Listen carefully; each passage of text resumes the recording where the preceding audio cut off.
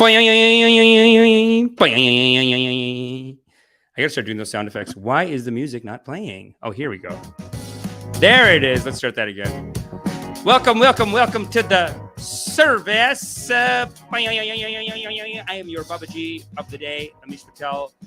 Get funky with the music. Is that one too arrogant? It's me holding my awards. And this is some of my training with Baba Samharish. Make sure you look at the graphics. Get settled in. We got a very special service for everybody today. Another member of that fraud Nithyananda's cult is here. That's the most brownest thing I've ever heard, is like his big insult. Sorry, pardon me. The most brown thing about Nithyananda is that they call him the fraud. Only for brown people is that even. It's like, imagine you call someone a fraud.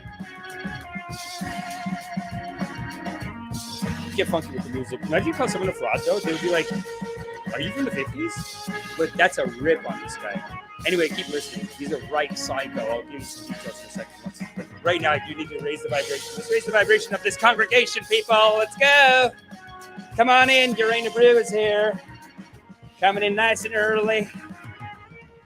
Coming in nice and early. I like when the congregates come in early. It's called Rehab. We're doing a late episode today because yesterday was at Podfest. So we're gonna have to do another rip maybe later tonight or tomorrow. Just we gotta do a Podfest rip. So much to talk about. What a silly time at these festivals. It's so silly, but it was a great time. We had so much fun. Make sure you get funky with that. Oh, it's gonna pick up now. Get funky with that music.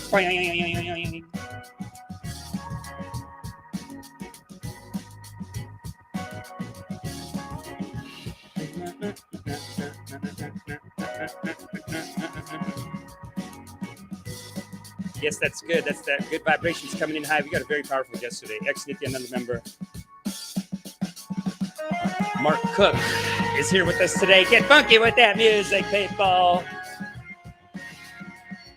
This music is about the lila of life, the ups and downs, the pain, the suffering. It is in this music. Rip with that. Get it in you on a Monday, so that your whole week can be prosperous. Get it in you. Dance with that music. It is your karmas. Did it show up as your karmas on there? Let me just double check.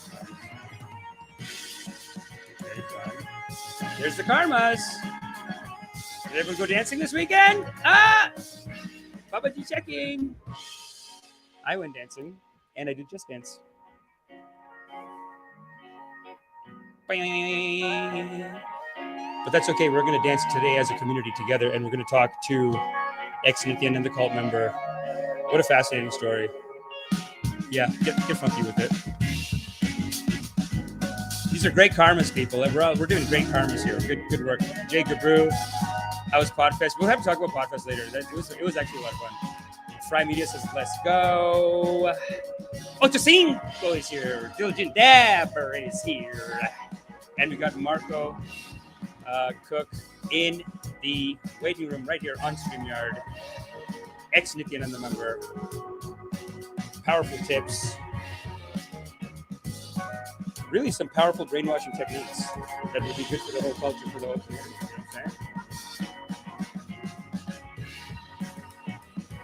what I'm saying? It'll be most beautiful for the community. It's going to be most beautiful for the community. Come on in, people. Lawrence Ohms is here. Hey. What's up, baby? How you doing?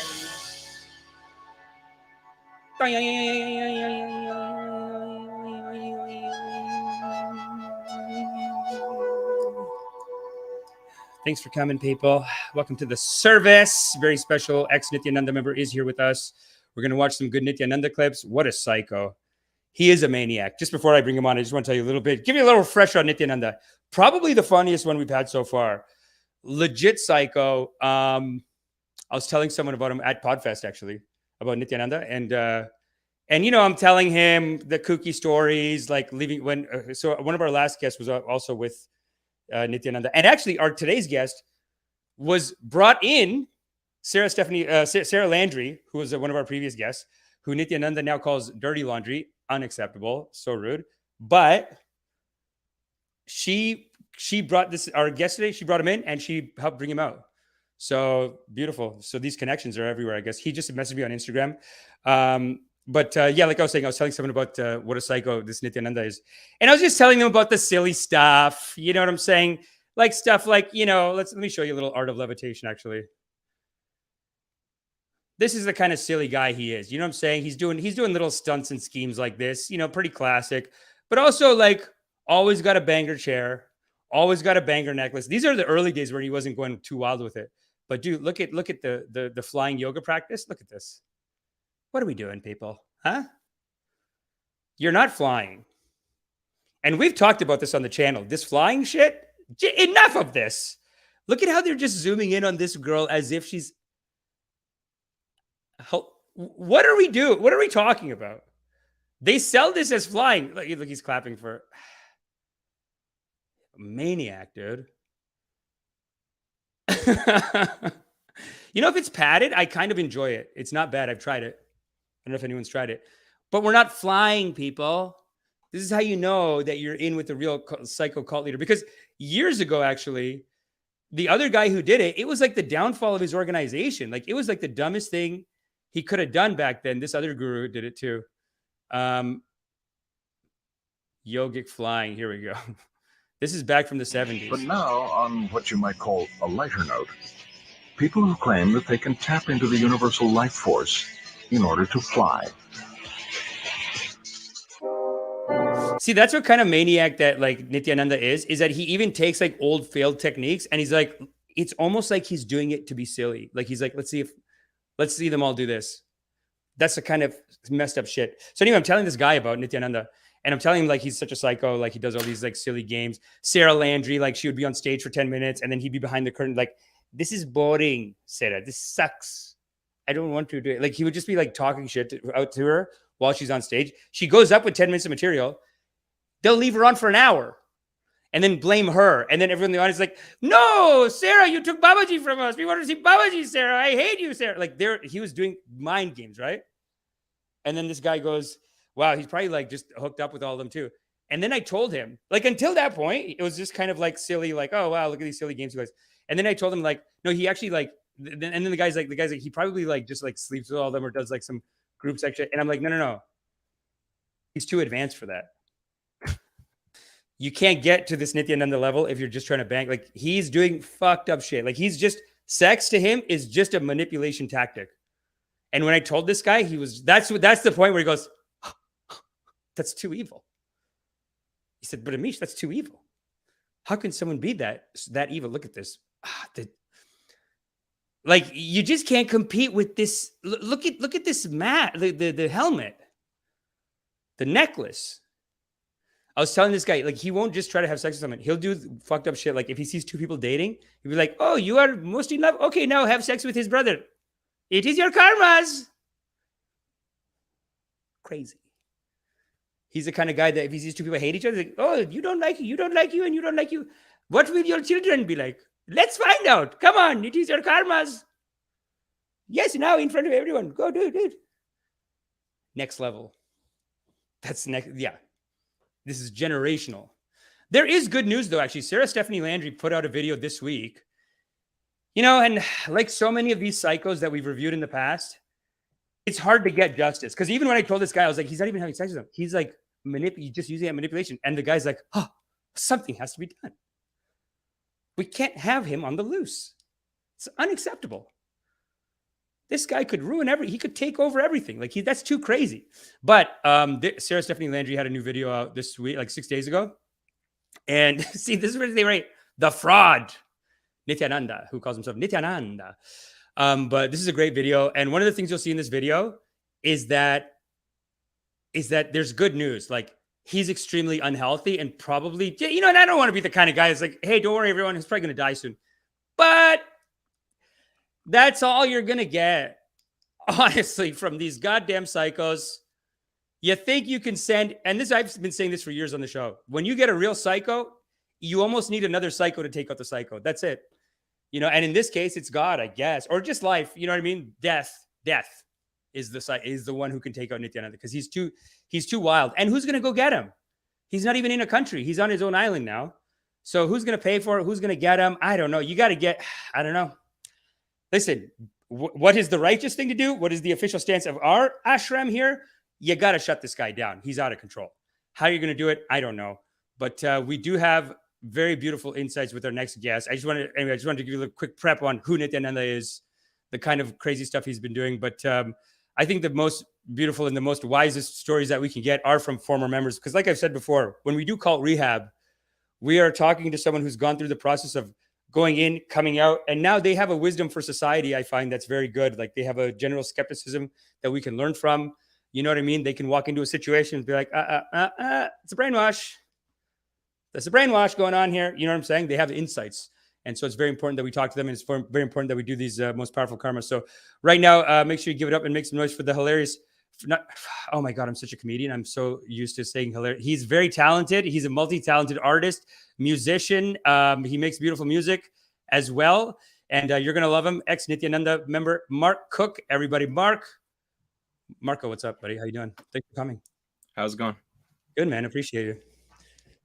Thanks. Let me put on a little mood music here before we get into Nithyananda. Man, what a story you told me this morning, though. Like, what very, very interesting story. So give us the broad strokes of it, just off the top of like how you got in, how you went down there, stuff like that, and just also you're like, because here it says Marco, so you're Marco, right? Or is it Mark? Yeah, you just call me Marco. Yeah. Oh, sick. Okay, cool. And if you want to promote anything, you can mention it now, and we'll mention it again at the end as well. But yeah, just give us like the broad strokes of it. Yeah, well, first, like back to the flying thing. Have you seen the movie Bahubali? Oh, but my whole family loves it. People that it just reminded me of that. They're like, but they're like, do you watch Bahubali? Yeah, it's good. It reminded me of that. You know, it was a great movie. Yeah. So that yogic flying. So in Bahubali, they got to come. I didn't watch the Bahubali yet. I know I got to get on it, but especially as a spiritual YouTuber. But what does he do? Is he flying with the yogas? Well, he's like, flying? Yeah, he basically flies. At one point in the movie, he's like trying to climb this mountain, and he like these large jumps, and that just reminded me of you know. Yeah, it was I just love so that. Hilarious. It's got that Indian like over the topness to it. You know what I'm saying? Like he'll be climbing up a mountain, and then I feel like I've seen in the trailer, like he's climbing up, and then he like pulls down so hard that he's like the most powerful rock climber. Like rock climbers need 3 spots on the wall, but this Bahubali, he'll like grab a rock and just pull him, yank himself up, and then he'll fly up and grab another. Exactly. I mean, they're so jacked though, you know. At least they're. They really are. Yeah. Everyone's jacked in that movie. It looks really good. The production value is beautiful too. I guess I'll just read from a script that I have just a little bit. Amazing. I initially got into learning spiritual stuff with Teal Swan's videos on YouTube. That led to finding Nithyananda, who they call Swamiji, on also on YouTube. Yeah. So how that happened was I had seen a video by Sarah Landry that was saying that Teal Swan stole Nithyananda's completion process. Oh my God. Sarah! That's so funny. So she claimed, Teal Swan claimed that she had created the process herself, and Nithyananda claimed that it was an ancient Hindu practice that he was reviving. Wow. And the truth of these practices, and I'll just say this because there is a lot of debate around this. A lot of Hindus want to be like, no, it is ours. We did it 20,000 years ago. These techniques, they're not mine. They're not yours. They're not mine. They are of the most high universal source, people. If they're good techniques, they're not supposed to be limited to like, oh, this is a Buddhist one, so you're not. But these cult leaders will just grab it and use it for themselves. Yeah, for sure. Yeah. And Nithyananda does a lot of that. He steals from Scientology.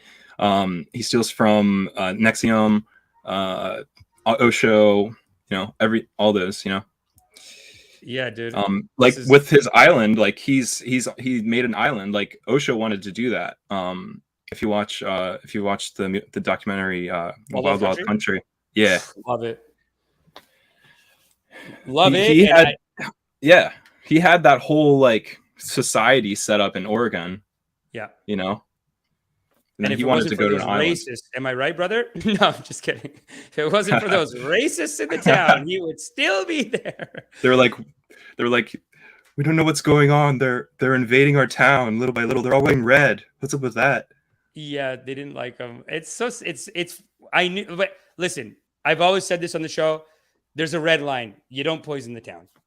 When they poison the town, they cross the line. Yeah, what was I it, actually think getting guns and shit. Mhm. What's that? Sorry. It was like salmonella. They poisoned the meat. I'm pretty sure. You cannot do not attack the white man's bacon. That's what I've always said. If you could come, you could stay, do whatever you want. Do not attack the bacon. You cannot attack the bacon supply. It will make them mad. They've gone mad. But that was like a lot. That is the line too far, though. You're not allowed to poison the town.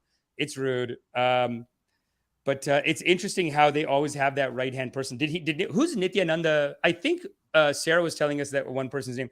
Did you see like a right hand, like a Ma'ananda? Remember Ma'ananda? Yeah. What can I say? Tough titties. I have her soundbite there. Nice. Yeah. Was there one for Nithyananda, or I guess you didn't go in though, into the thing. Yeah, I mean, I went to DC. They had an ashram in DC. Amazing. But I didn't go to India. I wanted to. I just didn't have the money. Sick. Yeah. And so you went to you went there, and how old were you? Tell us how old you were, and what was your situation before you got into it? Yeah, this was like 4 years ago, 5 years ago when I got into it, and same story about, you get into a cult, you're vulnerable, you're depressed or whatever it is in life, and you get sucked in because they have all the answers. Yeah. And Teal Swan is stealing the process. So it's like you were having some issues in your personal life. You were feeling kind of vulnerable. And at that age, I mean, you're young, you're trying to figure out financially what to do with your life. Like, it is a very, it's a tough time. I now that I'm like so old, when I meet people under 25, I'm like, oh yeah, you're like a kid still, kind of, And I know what you mean. Yeah. Yeah. So how did you get over there? Tell us, like, how'd you travel across the country? Yeah. So I wanted to go to India, and I basically stole my mom's car and drove as far as I could. I had about $300 in my pocket, ran out of money for gas and food and everything. Right. And I just asked people at gas stations for $5. Just got as far as I could. And that happened. That was for a while. Like, I mean, you can really like try to travel on nothing. If you're really driven. What an adventure! How far you can get.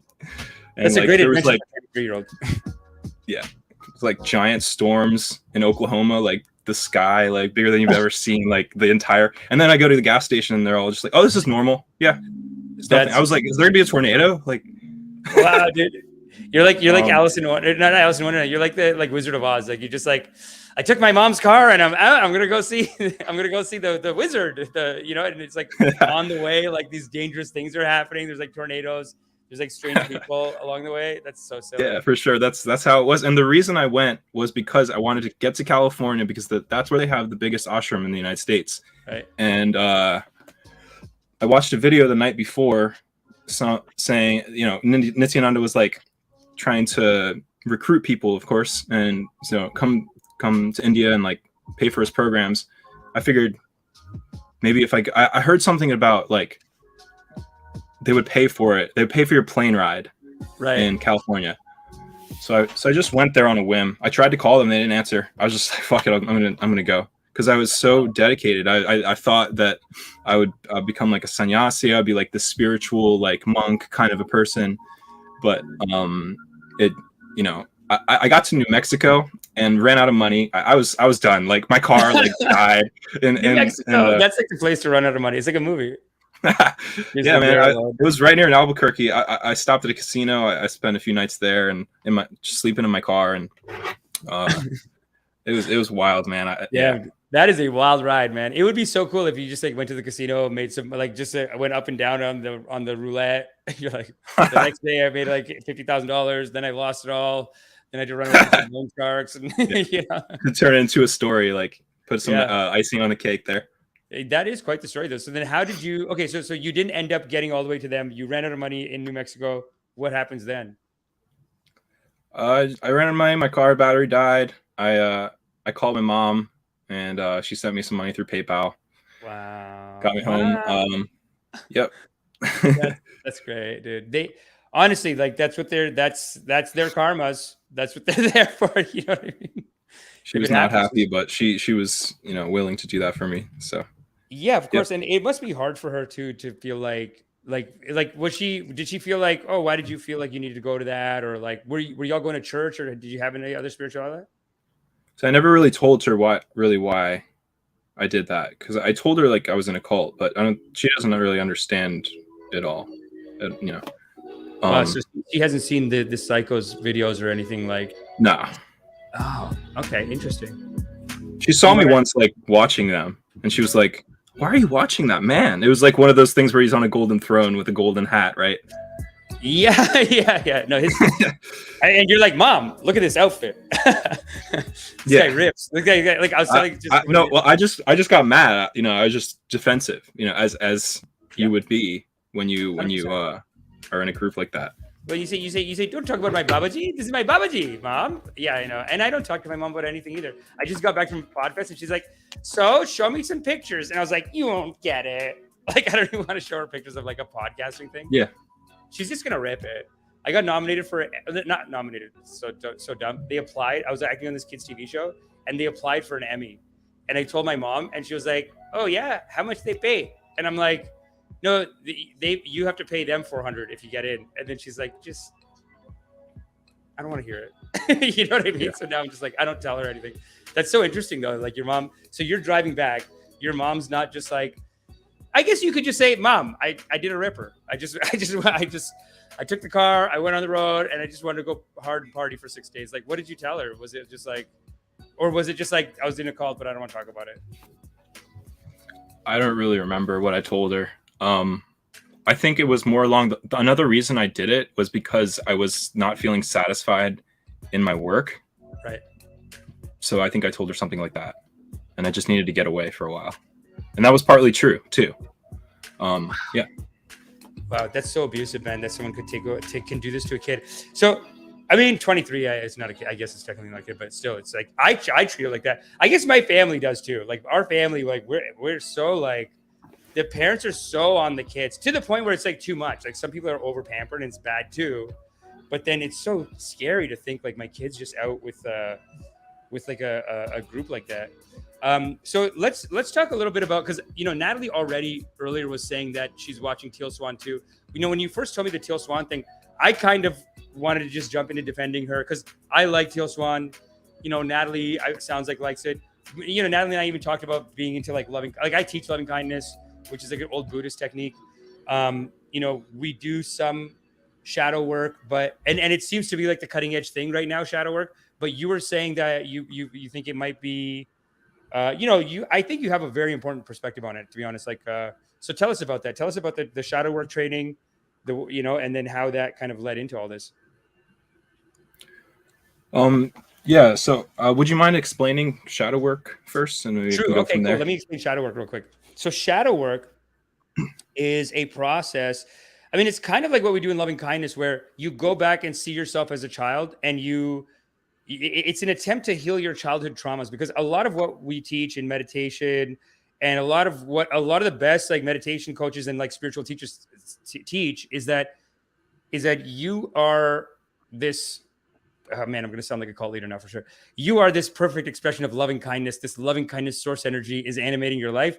And you are actually a perfect expression of that. And any mistakes or self-doubts or anger or judgments you have on yourself or anger or resentment towards other people, these are all coming from these like childhood micro traumas. So in the first 7 years, a bunch of traumas are installed in you. And it's almost like those traumas are your game in this life. So if you have the trauma of feeling like I was neglected, then every 7 years, you find almost different ways to repeat this cycle of almost proving to yourself that like people don't really love me, and like, or like, I'm not funny, or I'm not good at this, or I shouldn't have done this, or whatever. So shadow work is a process of like going back and spending time with yourself as that child, Well, that's how loving kindness does it. But shadow work, I'd say, is the process of taking those unconscious behaviors that you're doing that are based on these childhood traumas and healing them by really just by becoming aware of them and sitting with them a little bit, giving them your love, giving them your attention. And like that, these shadows kind of disappear. And then you get more of that source energy coming in. Because usually, you know, and Rumi says this, but I'll make this quick. Rumi says this. He says, your job is not to seek out for love. Your job is to seek out all the blocks you've created against love, because you just have full love coming in all the time. It's the blocks that you got to find and say. So shadow work is the process of finding those unconscious blocks in your mind, those unconscious places where you're doubting yourself, not going for something fully. And then it's just creating this kind of like waste of energy in your life. Almost it's creating like this delusion, this distortion in your life. So by healing the shadow, by doing shadow work, kind of heals that. You have that energy for yourself. You're living in like a little bit less of a delusion. And every time you're one step closer to God is what we all teach, kind of, is what shadow work is. And it sounds like Teal Swan has her own system of it. I find a lot of these cults, though, they do take that teaching. They have their own system of doing it. So, yeah, tell us about the Teal Swan one. Yeah, so actually one time I had a meeting online with like a facilitator. There was like a shadow work facilitator. Oh, God. She has people like help. So what happened was they had me imagine myself as a child go up on this cloud. So they asked me like what's like a safe place. I was like, a cloud, right? Cool. And like so like put my childhood self up on this cloud and told them it was okay. Yeah, that's nice. Yeah. I mean, years later, I brought that child back down because I forgot him there. I left him there. Wow.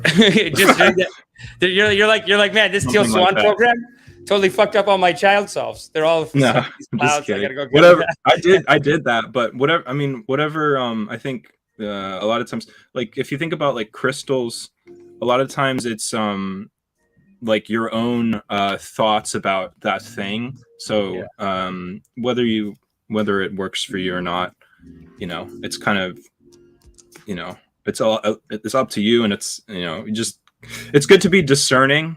I think, and I was listening to Andy Fellows. There's this guy Andy Fellows who kind of exposes Teal Swan as you know what he says as a cult leader for multiple reasons. One thing is because she claims that she has like these special abilities, like she can see energy, and when she gets up on stage, like she claims a lot of things, like that she's like part. She's very magical. So she has a lot of outrageous claims, and all of her videos are very scripted, and she'll say things one after another so that you don't have time to think. Yeah. And that thing that I sent you, is it culty? The kind of thing for now, is this a cult or not? I mean, it's probably not, honestly, but there's a lot of culty things about it. Yeah, you know, one thing I said a lot here is that, like, whether you're doing a cult or a religious scam, or no, a cult, a scam, or sales, or even these pickup artists, all same curriculum. MLMs, all same curriculum. The same underlying curriculum is there. It's about making you more confident. They all do like some meditation, shadow work kind of stuff, but it is about like coming into every situation, full force, full confidence, knowing exactly what you want, whatever. And so that's why it is so important that we talk about this, because it's like, you know, Natalie was saying in the comments, and I'm saying like, I believe I'm into shadow work. Like I do it, but it is a great way to start writing down all of your issues and then almost like using that against you later. Yeah. See, I haven't done that in a while because like when I was in Nithyananda's cult, like I just literally like I completely put everything away. Like I just didn't listen. I just like the only thing I listened to was Sarah Landry, because she had these interviews, and like other people, like there's this guy Chris Shelton who has a great podcast and YouTube channel called Chris Shelton. Yeah, called Sensibly Speaking. Yeah, totally look it up. But I put all that stuff away that I learned from the cult and just forgot like all of it. And how I did that was I just went running. Like I would just go on runs, and then like whenever something would come up, I just keep running, and it made me forget like most of it, which was great because I was Sorry, I keep cutting you off, but it's okay. Go it ahead. is like that run, Forrest, run. It's like you hit this breaking point, and you go, "What are you gonna do?" And you just start running. It's like it is almost like a meditation, like a release. That's how even Forrest Gump did it when in the movie. He's like he didn't talk. He was like, "I'm done. I'm done with life." I ran. I saw the ocean. Turned around. Ran again. It was so good. Classic. So, how far did you get on this run? It was just one time. The farthest I did was 42.7 miles. I ran a 5K at one point. I got first place. That was for like a opioid. This guy's son had died from an opioid overdose. Wow. And I had a close friend who I found out like years before was doing heroin, and I never knew. I was best friends with him for 2 years. Talk about cults, people keeping stuff from you. Wow. I was shocked. That's so weird when someone's just doing something like that behind your back. Yeah. Yes, it is. That guy is great. Like he has a master's degree now. He just got his master's. That's great. God is great. Coming out, healing, that's what the show's all about. That's great that he came out. I find actually that, and I'm not obviously promoting heroin or anything, but there's a lot of very successful people who have done heroin. Like the people who started Vice, one of them, obviously the cooking show guy, there's something about it. Like it just takes you so close to death. And I find people who've done heroin and then recovered. Yeah, if you recover, I mean, like you can think of like the Red Hot Chili Peppers. Like they have this song, "Under the Bridge." Yeah, and it's about Anthony Kiedis, their lead singer, going under a bridge to do heroin. That's what the song's about. Wow. It's like under the bridge downtown is where I drew some blood. Wow. One of the lyrics. That's so wrong for them to promote it because they're so cool. It's like, don't promote it. I told my dad though, before he was dying, I'm like, when I hit 60, I was like telling my dad, like, you should do it. But when I hit 60, I'm doing heroin. 70, I'm doing heroin. What else is there to do? I keep telling people, like, what else is there to do? And they're like, yeah, why not? You're just hanging out as a senior citizen. Just to do it. Try it then. But until then, no way, man. Heroin, I heard it's like so good. You're addicted to the first shot. Yeah, I totally know what you mean by like, promoting it. Like, even if you're not trying to, like, it's, but like, it also needs to be talked about, right? It does need to be talked about, yeah.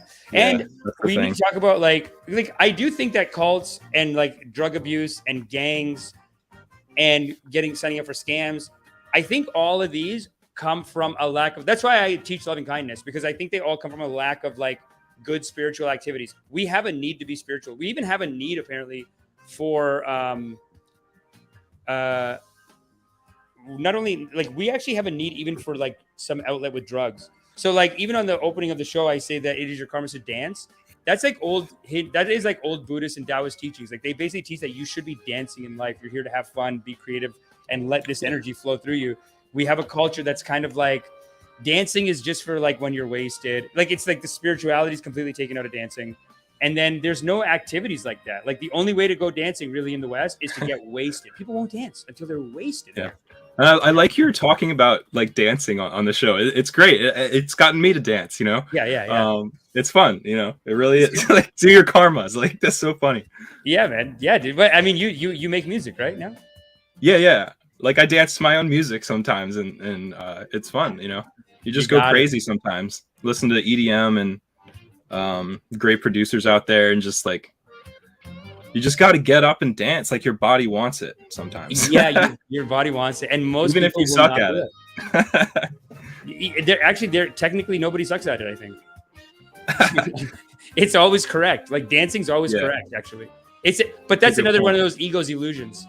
Like we think that it's like, oh, what am I doing? I'm dancing. It's like, no, this is how God meant it to be. Oh my God, I can't get the SoundCloud open. Sorry, I'm trying to get this song. Okay, are you gonna play my song now? Yeah. Okay. I had it here, and then the link I gotta reload it. No, it's a great track, man. SoundCloud. Yeah. And how is it going with music? Like, are you doing a lot of stuff? Are you getting on stage or anything like that? My band has a show in 3 weeks, and I started this producing club with 3 other producers. That's what you got to do, man. You almost got to build your own community, or that's how the cult leaders win. You got to build a community. Listen to my Swamiji. It's Mark Cook, right? Sorry, I don't know why the SoundCloud link isn't working online inside of like Instagram. It's Marco means music. Right.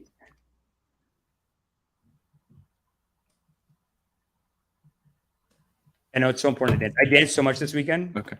What does Marco mean? Marco music? Wait, on SoundCloud. No, Marco. Great name. Oh yeah, I found it. Oh, I like your logo and everything, man. It's so good. The logo is very spiritual. It's like so. So, what kind of music would you say you do? It's mostly like EDM, techno stuff. Mm-hmm. This is amazing. You ever listen to these Alan Watts chill step? Yeah, it's cool. Alan, I'm just listening to a bunch of Alan Watts' Zen. This one goes out to Swami G. What's good, my G? You ain't corrupting nobody. Dance. This is your karmas. You don't know what you did to me. This has got that German vibe, where the dance moves would be like. The karma will come back to you 10,000 fold. Yeah.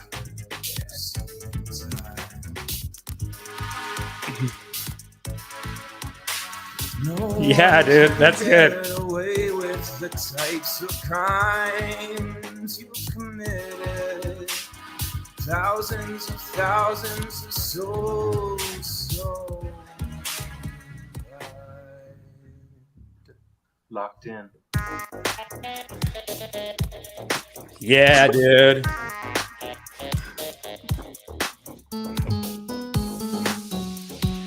I'm just working on a Just Dance song. It's so hard. Got a lot of these. That's what's up. fuck you, Swami G. Fuck you, dude. These goddamn Swamis, man, they're all thugs.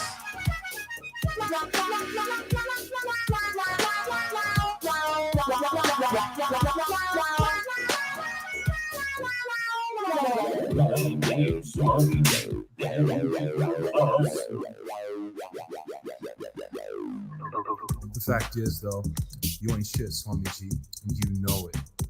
Yeah. Corrupting bunch of souls just to fucking show what you think is small. In reality, we all know you ain't nothing. Just a powerful motherfucker. And all this time, I thought that you were God. But in time I realized it was all a bunch of lies. Start dancing. And thanks to Sarah Landry, who got me in. Sarah Landry. And got me out. Damn.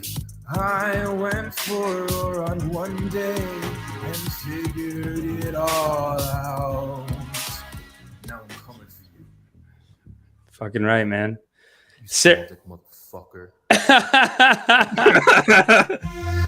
You got to throw that in. You got to. Yeah. Wow. Small. I remember on their interview, on your interview with Sarah Landry, you guys were saying that's the only thing that could get him. So I had to put it in the song, you know. You got to put it in the song. You got to have the small dick in the song. What a psycho, man. But do you think he will suffer?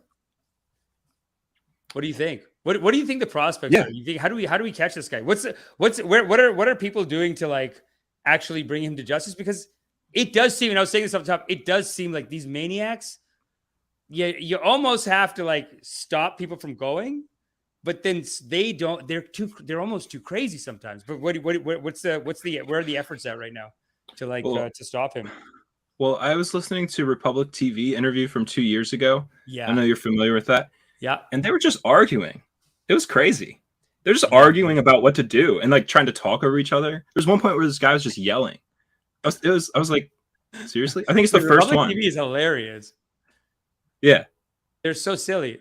Oh, Yes, the first one there. If you go to like the middle of the video, you'll see what I'm talking about. This guy just tries to yell, like, look at that. They're all arguing about like, they're all on the rip. And look, these are all on the rip, and Babaji's on the side. He's just so happy. He's just like, yes, I have publicity. I have so much publicity. They are all fighting. They all just fight for him. Let's hear some of this. Can I make a pertinent point, Rahul? Where The tone. Dude, sometimes this guy, he opens the show. Like the opening TV is like, you're watching Republic TV. It's like so good techno top. And then he opens the show like, today on Republic, the fraud, Nithyananda. We will talk about him. What has he done? Come on the show. Like he's just so mad, ready for the rip. You know what I'm saying? I love him. So funny. that rapist or the rape accused is from any religion, it is incumbent on that government to act in the manner that that person who has been victimized is a citizen of the country, irrespective of the religion. What a maniac. What is Nithyananda doing on the side here? He's such a silly guy. I mean, their intentions are they have good intentions, but the way they're going about it is just, it's not doing nothing. So wait, who is this guy? Is this if it's who here is? I feel like out of these three, two of them are probably pro Nithyananda. Like because on this show they always bring both sides. I was right? thinking that too. So are they all anti Nithyananda, or are they just debating like what should we do? I think you're right. I think I don't think they're actually pro Nithyananda. I think they're just kind of like against like dragging him back for various reasons. I don't know the full details, but I watched it a little bit, and that's what I got from it. Okay, let's see the intro. This is so funny. He's on the run and mocking our Yeah, justice system of rape accusers. Not only let the country. He can't even talk. Nithyananda is now invited. Biggest mockery of justice. Kailasa tourism. Oh my god. What a maniac, dude. The hat game is next level. He always has like a banger turban on. So big. Getting tourists through special chartered planes and a curated visa system. It's unbelievable. Here is why our agency should drag him back. And then we have a last. Over 10,000 miles from India, somewhere near. We don't have to watch this. This land of Kailasa. It's not worth it.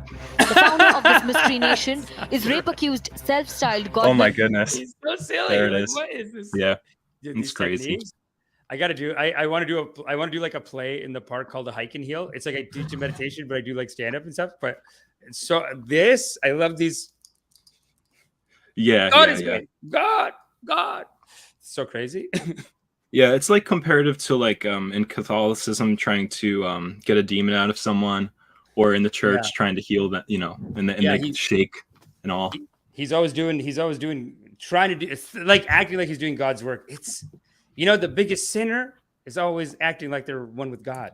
That's what, you know, it's like that's who the biggest psychopath always is the one who's like, no, I'm with God. And it's like, that's why it's so hard to get him, because I find with the whole thing of like, let's go get him back, most Hindus I know will just say, hey, have respect. That's it. They'll just be like, he's just, you have to have respect and just leave him alone. Like, yeah, you know what I mean? You get a lot of that from people in India. I find, I don't know. What did you think? As far as like taking him down, do you think the chances are good? Do you think it would have to be India to go in extra? I don't know if India's got it. Does India have this kind of power to go? Like, I think Israel could do it. USA could do it. We need to get USA on this, because India's like, you know, they're not there. Like, you know, it's like after colonialism ended, I was saying to someone like about just how, you know, it passes on. It doesn't end. It's like slavery ends, and then 150, 200 years later, they have to do like a civil right. You know what I mean? Like, you still have to keep doing something. And then today, people are like talking about redlining and all this stuff, because all these systems are baked in or whatever. India in the world stage, I just don't see it. I just don't see India getting over there and getting this guy. You know what I mean? They'd have to do a joint task force with like someone from the US or something like that. Some white women have to get hurt over there. That's what it is. Some Americans have to be like stuck, trapped. I don't want to be here anymore. I need help. Like something like that has to happen. And they're like American citizens have to be there, or else I don't know. I don't know if anyone's going to, it seems hard to get him back. You know what I'm saying? Yeah. Yeah, but so you think the efforts are not going there? Like the efforts may or may not happen. I mean, what Sarah's talking about is interesting. It sounds like he could just die. Like He has diabetes. he has diabetes, right? So we can be hopeful. I'd like to share more. Like I wrote more, and I think 100%. it'd be good to tell us. I tried to make it easy on myself to share everything. Amazing. Yeah. So when I realized it was a cult, it was 3 days after my close friend had committed suicide. So I was torn to pieces because I'd been living my life with her, and all the time I'd been believing in a false teacher. That was when I decided to start running. Running away from it all. I just started running like Forrest Gump or something. Yeah. The physical running is like almost like a physical manifestation of how you feel inside kind of thing. It really was. Wow. Like I had a lot of anger, like, and I just also, I wanted to believe that like you can be powerful and do like what you set your mind to.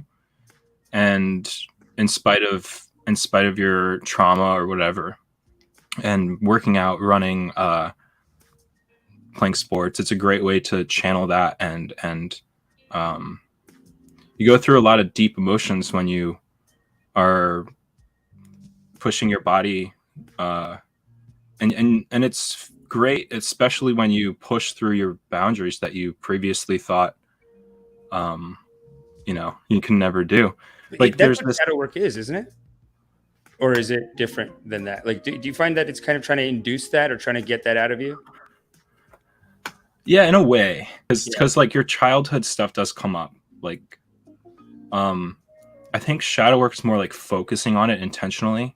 Yeah. But like when you're exercising, it's just kind of like whatever wants to come up comes up, and that's the natural way, the real way. Whatever works, Shadow work didn't really work for me. It made me personally go further into the chasm of trauma or whatever. Yeah, and I think one of the ways that they may have got you with that is that like it sounds like what they did was when you go in, and sorry if this is like in your note. If you want to just do it after your notes, we can do it after. But I just want to make sure we hit that point of like it's fine. They're getting your information, and then how are they like they're tracking like they're like I think this is the red line for me as a spiritual teacher is like when you start tracking someone's information and then you're using it as like some manipulation material. Like the I'm not sure. Do they do that? Because I'm not sure. I assume that's what Sarah was saying about Nithyananda. Okay. Like with Nithyananda, and then you were saying too. Like, did you not have to go in and tell elders about like all this shadow work that you had to do, or like the issues in your childhood? Yeah, that was part of it. The shadow work was for Teal Swan though. That was. I'm not saying like that was different. So like the process was the completion process that Swamiji said was from Hinduism. Okay. And so like we would have to write down our memories from childhood that we felt caused us.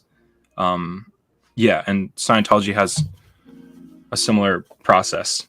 And actually Nithyananda stole that process from Scientology. It's crazy how this stuff works. Everyone steals from each other. Yeah. Because all these cults, they all use the same kinds of tactics, right? 100%. But Scientology stole from the Hindus. Not that I'm trying to be proud of that, but apparently that he got a bunch of stuff from Buddhism and Hinduism. Powerful stuff. Powerful teachings, powerful stuff.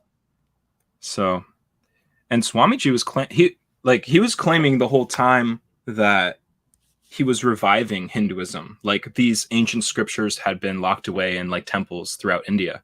Wow. What a maniac. It's just there's just no shame. I mean, he had like the full thug, like he has an army, like he has people ready to fight and kill for him, and they've killed people. That's the thing with India. People don't realize the Babaji is the biggest thug. Like here, the thug is the thug, and then the religious preachers sometimes they jump up to that point. There's some American preachers that get kind of gangster. In India, though, the Babaji is the biggest thug. Like Osho, I think Osho even had guns over there, but over here they had the guns and everything. Like they were ready to fight, ready to kill for the cause. Yeah. Yeah, tell us more about what happened next. So the shadow work got you over to Nithyananda. You're saying it brought up these vulnerabilities, and then you did a version of that with Nithyananda called the completion process. Teal Swan had the completion process. Oh, okay, yeah. She had stolen it, apparently, according to Sarah Laundrie at the time, from Nithyananda. So I thought this process was so great and everything. So I was like, oh, there's someone who, this is the original source. So then I was like, because I really believed in it, you know? I haven't really thought about it since then. Yeah. Like, you know, since I was out. Like I said, I forgot a lot of the stuff. So like, when That's I went, what makes life so complex and scary is that the best techniques are being used. Like, I mean, the most vicious cult leaders are using actually the best techniques. Like Osho, he's vicious, I know, but the teachings are like nectar in the ears. Amazing. You just get them all for free online. They're incredible. Nithyananda, pretty garbage, to be honest. Nonsense. A lot of bullshit. Like I was telling someone yesterday that he's like, E is not MC squared. E is something like he has his own theories. He's like saying like he does any dumb magic. Like he'll just do anything. That's why I feel like, but when you're inside the cult, it's a lot of that stuff. Like you just like believe like it's different when you're inside of it because like you're invested in the thing and the cult leader will tell you like ways to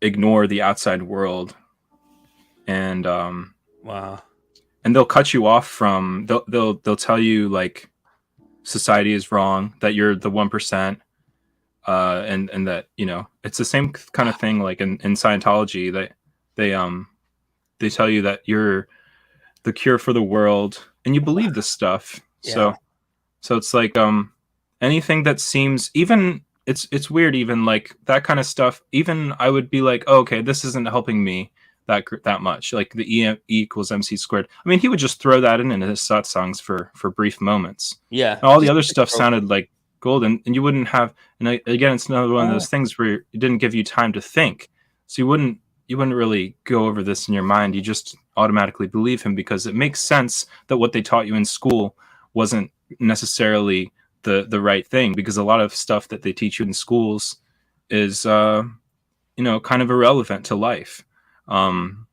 So like these kinds of things are instilled in your mind that you've grown up the wrong way, and so that's why you're susceptible to these kinds of crazy, out there, outlandish ideas. And you're young, 23 years old. It's understandable. And I mean, even intelligent people, like people who own businesses, CEOs, like Will Smith was in the Scientology cult. You know, I love Will Smith movies. I love Will Smith. You know? I mean, this whole slap thing, it's wrong, but you know, he did it because I feel like he's being abused by Jada, right? Yeah. Like there's issues there. And then something she like was that, also probably abused, you know? Mm-hmm. That's what they teach in Loving Kindness anyway. You're always supposed to go back to like, okay, then they got something. Because I think Will Smith was like, as a kid, his mom, his dad left his mom, and then his mom just instilled this sense of like, no matter what happens, you stay loyal to me and you stick with me. And then I think Jada Pinkett started doing stuff like that. So it kind of passes on, you know? See, like that's a case where he needs, I would say maybe he needs shadow work. The problem is that the way these guys are doing it, like, they're being like psychos. You know what I'm saying? I think shadow work could have saved that Chris Rock slap. There you go. That's, you know, at the right shadow work, like not this, you know, but then it can be a slippery slope. It's like you start doing it, now you're in a cult too. So it's scary, man. Honestly, so many people that I love on YouTube, like spiritual teachers, I'm like, this guy is 2 steps away from a cult. And actually, Aaron Apke, this guy that I love, so hot. He's like probably one of the sexiest gurujis in the game. And this guy just started a shadow work course. I was like, do I sign up for this? It was like, I was out of my price range, but it was like $2,000 or something like that. I was like, I can't justify it. Literally shadow work course. I forgot what I was thinking. No, continue. This guy. Let's see these Nithyananda. The E equals MC squared. That is one of those classics. So okay, so after I got out of the cult, I was concerned for those who I had met in the ashram in DC. So I texted and sent them a message on Facebook saying like, this is a cult, explaining myself a little bit, trying to none of them responded but one that I got into an argument with. Okay. So I probably said a little too much that I shouldn't have said, and because I was angry, and you know, Yeah. I cared for him, like he was my good friend. How old are these guys? Oh no, this is your friend. That Yeah, he was like my age at 23. Right, he was your good friend that you met inside of. Yeah. Which one, the Nithyananda one or the Yeah, no, Nithyananda? Nithyananda. Teal Swan was more of I was just watching on YouTube. I mean, like Nithyananda was mostly on YouTube too, and I think that's important to recognize that you can be in a cult from a distance. Yeah. But I tried to explain myself, right, and we got into an argument. So, but then 2 months later, he texts me and he's like, "Yeah, right, man, you were right. Like it was a cult. They do all these crazy things." And that's so I was so happy for him because he got out of it. Yeah, that's so good. I actually feel so bad for Natalie and Sarah because they both signed people up, but it's fine. You're forgiven, obviously. I mean, you make a mistake, you're in. You're like, I just would be like it's just so weird to like run into someone and be like, "Oh, you're still in? Oh shit, I got out. You should get out." They're like, "Yeah, I'm married in. I got 3 kids now. I don't know what to do." Yikes. Oh man. I signed you up, didn't I? Here, let me cover your bill. You know, you're like, just feel bad. You see them in a restaurant, you're like, I got their tab. What are you gonna do though? I mean, you know, everyone is forgiven because, but when you go in, you're in a vulnerable position yourself. Sure. That's a big part of what everyone teaches in this anti-cult kind of movement, which actually like. There's actually been a lot of anti-cult movements going back to the 70s, 60s, because it really is in a weird way. Like, yeah, I mean, apparently the golden age was like 70s. We're maybe in a resurgence. I don't know, because it does feel like a very like people like acids in again. And people are talking about love and like unconditional love. And I got into loving kindness too right now. So I'm like, it must be something. It must be time for a love revolution or something. But yeah, no, a lot of people talk about that of course, like you've done nothing wrong. And I mean, you know, you just make a mistake, right? Like at the time you're into it, you get brainwashed, and especially at such a young age. So you're 23, he's how old? And then who's doing, like, you're 23, Sarah Landry's like 30, 32 or something at the time, or like how old was she? And then how old is like Nithyananda? I think she's like 10 years older than me. Okay. So yeah, like 30, 32, yeah, 33. It's wild when you get the younger people doing the younger people. I mean, that's where you just make a big old mess of the whole society, because really you're telling me that you go in, you're doing this shadow work and you have to say 5 times. Like, what was Nithyananda's like process you're telling me about for shadow work, where he's like, the shadow work, you can repeat it 5 times. And like completion process. Oh, that's completion process. Yeah, it's similar. Here, I'll just tell you what it was. So, yeah, so we would have to write down everything and read it to ourselves 5 times. All of our past traumas from childhood that we felt like was significant in our current state. So that's how it's like shadow work, you see, because and then I guess it's also similar in that you the completion process meaning that you want to become complete, you want to become a whole person, integrating these aspects of yourself from childhood and understanding them and stuff like that. But the thing was, like 5 times is a lot, and it's a lot of work, and he would like drill it. I mean, I kept writing the same shit down for a while. I didn't get anywhere, you know? There was like one time where it worked, probably just because the group that I went to wanted it to work, not because of Nithyananda or anything. And I think that's important to recognize too, like, oh, the stuff you learn, it's your own spirituality coming through, not because of this false group. Yeah, 100%, man. If anything, you're just kind of like, they're like, hey, how come you're not getting the healing? It's like, yeah, because I'm in your fucking cult, dude. blocking the vibration. You know what I'm saying? This vibration is trying to come in. It wants to heal you all the time, but that's a real love blocker there when they're trying to do it for like for brainwashing and stuff like that. You know, Sarah was telling me actually that I was telling you earlier. I guess maybe you didn't stay in long enough to see it or something. But like she was basically telling me this too, where it's like a lot of these people, Scientology is notorious for this, but they do this shadow work stuff to get your childhood information. So I do think it's a good technique. It's just like, first of all, it sounds like they're trying to make you vulnerable so they can take advantage of you more. But then also what Sarah was telling us and what the Scientology people have told us is that they're actually they're just cataloging this information. And what they do is they have personality types.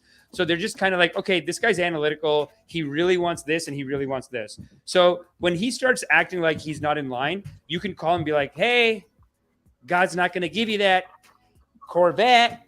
God's not going to forgive you for when you did this to your sister. Like they have this shit on you, and that's how they kind of control you and get you back in line. NXIVM was doing a lot of that too. NXIVM was like all shadow work levels. And then, yeah, they had different levels where they're like, but each one was shadow work, basically. Each one was like, okay, you overcame this thing, but you have to like sit with it, live with it, talk to the person above you. And then the last phrase in NXIVM was that you have to text the person below you to have sex with Keith Raniere. So fucked. He's crazy. That's why he's not on the Nithyananda level. Like Nithyananda's like, that's another level. He's just wild. You can't catch him on that stuff even. He's just like out. He doesn't care about that even. Yeah. They didn't get none of my information.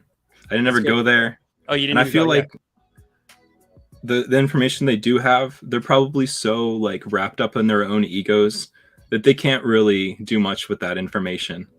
Right. You know, they think they're all powerful because they know something about you, but the means of getting that information is flawed anyways. So how accurate is that information really? And how intelligent are these people really? You know? Yeah, no, they're brainwashed too. That's the crazy thing. Like it's so hard to get mad. Like I remember my dad before he passed away, he was buying these like these drug fake like it would say like Jesus sat under this tree, and if you eat the bark, your arthritis will be gone. God will take the arthritis. And my dad's buying these pills. There's some tree bark bullshit. It's just like, you know, herbal medicine nonsense. It doesn't do anything. It doesn't hurt. Doesn't really help. But he's paying like $300 a month for this shit. Garbage. I called a woman. I'm like, what are you guys doing? Like, what how could you sell this to someone? And the woman on the phone says, but I have 2 subscriptions myself. You're not buying enough. Like she's like, I'm on the program. My arthritis is gone. Yeah. God healed it. And so that's the point where you go, oh, I'm not talking to this person's in deep and they're, you know, not that you can't save them, but it's hard to argue with that, you know, like they're in that is the real psychotic move is when you start going intergenerational, older elders teaching youngers. That's where you're really called. And that's why people make sure you support this channel. That's something that I'll never do to community here. We are anti-cult, if anything. It's not a cult, it's an anti-cult because we're going to talk about these brainwash tactics, these techniques, talk to people who have been in and out, and make sure we get like just these insights of like how to avoid it and and how people get got. Tell us more, brother. Tell us if there's more on your notes. Let me know. Yeah, there is more. So let's see. All right, so back to running. Another reason I did it was because in the cult, there was a heavy influence on becoming spiritual aware with yoga, not needing sleep, and healthy living. Oh my God. Not needing sleep. When I got out, I still believed that I could like heal myself. I had digestive issues. And that was partly why I was susceptible. And so I started to learn about things like ultra marathons and was reading a book about a man who just seemed out of this world, who could do insane things with his body in terms of endurance. And he was totally like self-driven. Okay.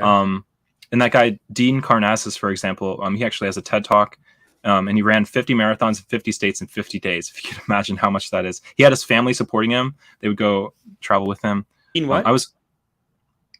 Dean Karnazes. This is wild, dude. He did this? I think he's also ran the longest distance at one time. It took him like 3 days. Probably have to. Okay, but wait. How can you do 50 marathons in 50 days? Exactly. Like, how do you even do that? I mean, he planned the shit. He wanted to do 200 marathons in 200 countries in 200 days too. So I don't know. This man's on another level. He has some kind of natural build also with his body where he doesn't pronate or supinate with his feet, which means it's like very even. He doesn't get injured.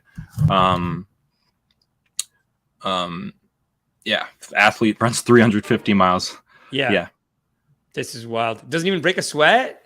You are looking at Superman. No, not Superman from the movie. I mean, this is so scammy looking. He's the real deal. No, it's true though. It's like the Iceman, like Wim Hof. Subject of medical studies. Why? Because he can actually. You know what's so funny? Like Wim Hof, like I love Wim Hof. Don't get me wrong. I love the teachings. He's so silly, fun guy. Yeah. I remember one time I was listening to him talk, and he goes, medical science say that in 8 minutes brain is gone, brain function gone. I stay underwater 18 minutes, and Wim Hof is everything okay, huh? Like I'm like, bro, yeah. You know, is it kind of like that magician too? The magician who's like stabbing himself on Joe Rogan. He did one of these too. He did 18 minutes underwater. And it's like, yeah, you survived it, but you deprived your brain of oxygen and you kind of sound silly now. You're a little bit little kooky. Kind of like a boxer who's, got too many hits a little bit. Yeah. You're getting that, you're getting that feeling. Now, this guy, look. It's often that time. See, this is like the opposite of cults, I feel like. Because this stuff is crazy and not everyone should try it for sure. Right. But these people are inspirational. Like they do amazing things. Right, it's like the opposite. It's almost like the same dynamic where it sounds like outrageous, but it's the opposite because it's not a cult. I'm so cynical right now. I'm so cynical because I'm just like, how easy is it to just wipe off the sweat and be like, yep, just cut. It's not easy. Yep, 350 meters, 350 kilometers or whatever. There's this guy called David Goggins, and do you know what I'm talking about?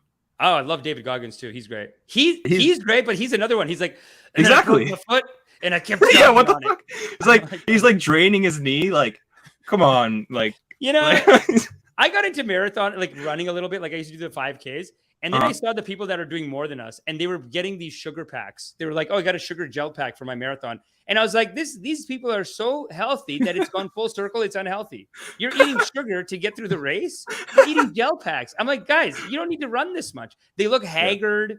They don't even look good. The sun is messing them up. These marathon runners, I think they're out of control. I think better to dance. Personally, that's where I'm at on that. I mean, just dance. It's just silly. Honestly, I just played Just Dance this morning. It rips, dude. Have you played it? Yeah, so for sure. Fun. We have it here. Yeah, I play it sometimes for sure. Amazing. Yeah. No. Once I found that, I'm like, I don't know if I can go back to running. I used to jog like 5 kilometers. 5. But at 5, I was like, that's it. I met a bunch of marathon people and I'm like, you know what? I don't see it. I don't think they're this intense. is even helping. What's that? They're intense. Yeah. They're intense. They are, and they're doing it for something beyond. Like I'm just looking for maximum personal gain so I can do my work. Like I can do this or do comedy or do something. They are getting into it like it is their meditation, you could say. They're just running for the sake of running. It's great. This no sweat thing though, I don't know, dude. Donnie the Ape has a comment here. He says cults and con artists capitalize on magic cures. On some smaller level, don't you find that whenever these guys want to get hot with their book launch, they get a little cult tactic. They go, I did not breathe for 6 days. And you're like, that's what I'm saying. That's what I'm saying. It's similar to cults, but it's not like it's like, now there's one thing like Tony Robbins. He's a great motivational speaker and all. He's very like harsh when he speaks, but there's this Netflix documentary. At one point, he grabs this boy's head, and he's like talking to him. Like it looks like he's such a big guy. It looks like he's about to squeeze his head until it pops. Are you still there? Sorry, I'm here. I don't know. Oh, it's okay. I'm here, but sorry, say that again. The audience got it, but sorry. Okay. Sorry, this is my bad. If you watch Tony Robbins has a documentary and he at one point he like goes up to this guy in the audience and he like squeezes, he like puts his hands on his head, and he's such a big guy. It looks like he's about to pop his head, like wow. and something. What a man! Yeah, he's so silly, eh? Tony Robbins. Do you ever see the firewalk? Would you rip a firewalk? No. No, it looks so dumb. But you know what I want to do actually is a walk on water, because there's actually this place an hour from here. It's like a totally fake beach, and for the 20 feet right up, it's only like 6 or 7 inches deep. So I was thinking if I had some good platforms, I could just be like, I'm walking on water. There you go. Walk on water, and then you just get it for the Instagram. You know what I'm saying? It would be a good hike and heel activity. Because I do feel like the culture needs stuff like that. You know, the culture's thirsty for spirituality, and there's no place to get it, you know? Natalie Grant says, I love Tony Robbins. Of course, Natalie. Of course, Natalie loves Tony Robbins. You know, it says out of JW, but, you know, you still need the spiritual outlet. That's the thing. I do a bit about this, where it's like people think they're atheists, but then this life, there's too much anxiety, too much pressure. You think you're atheist, then in a month, now you're doing horoscopes. You know, and then you cut the horoscopes. Maybe you're doing crystal healing. You got to pay the bills. You got to God. You got to do something. You know, and it's like these spiritual activities are good, are I guess needed, and nobody's providing them. And that's why here at this digital ashram, that's what I want to provide is more like loving kindness meditations, live events, comedy shows, dancing. This summer, I want to get a Just Dance party done. I think that'll be a lot of fun. Great material. Nice. That's a great idea, dude. So you play, eh? It really teaches you dance moves. I mean, I suck at it, but like I'll learn little dance moves, you know? Dude, it's so sick. Let me show you. Honestly, like as much comedy as I write, I try to write comedy, whatever. Nothing hits like nothing hits like the dance video. You know, and it's God saying, Amish, you need to dance more, son. You need to dance. So this is this one. It's so hard, dude. The dance is so hard. Hey, it's so good, dude. And the other part, it's got the full. Do you do shuffle at all? Do you know how to shuffle? Not really. It's got the it's like full shuffle. Yeah, it's like every new dance move is in that Black Eyed Peas dance from Just Dance 2022. I can't wait, dude. I'm gonna master that dance. It's gonna be a masterpiece, I think. Nice. Let's continue. What next on the notes? Yeah. So after I ran for like 2 years after I was out of the cult, I started having like foot problems, and I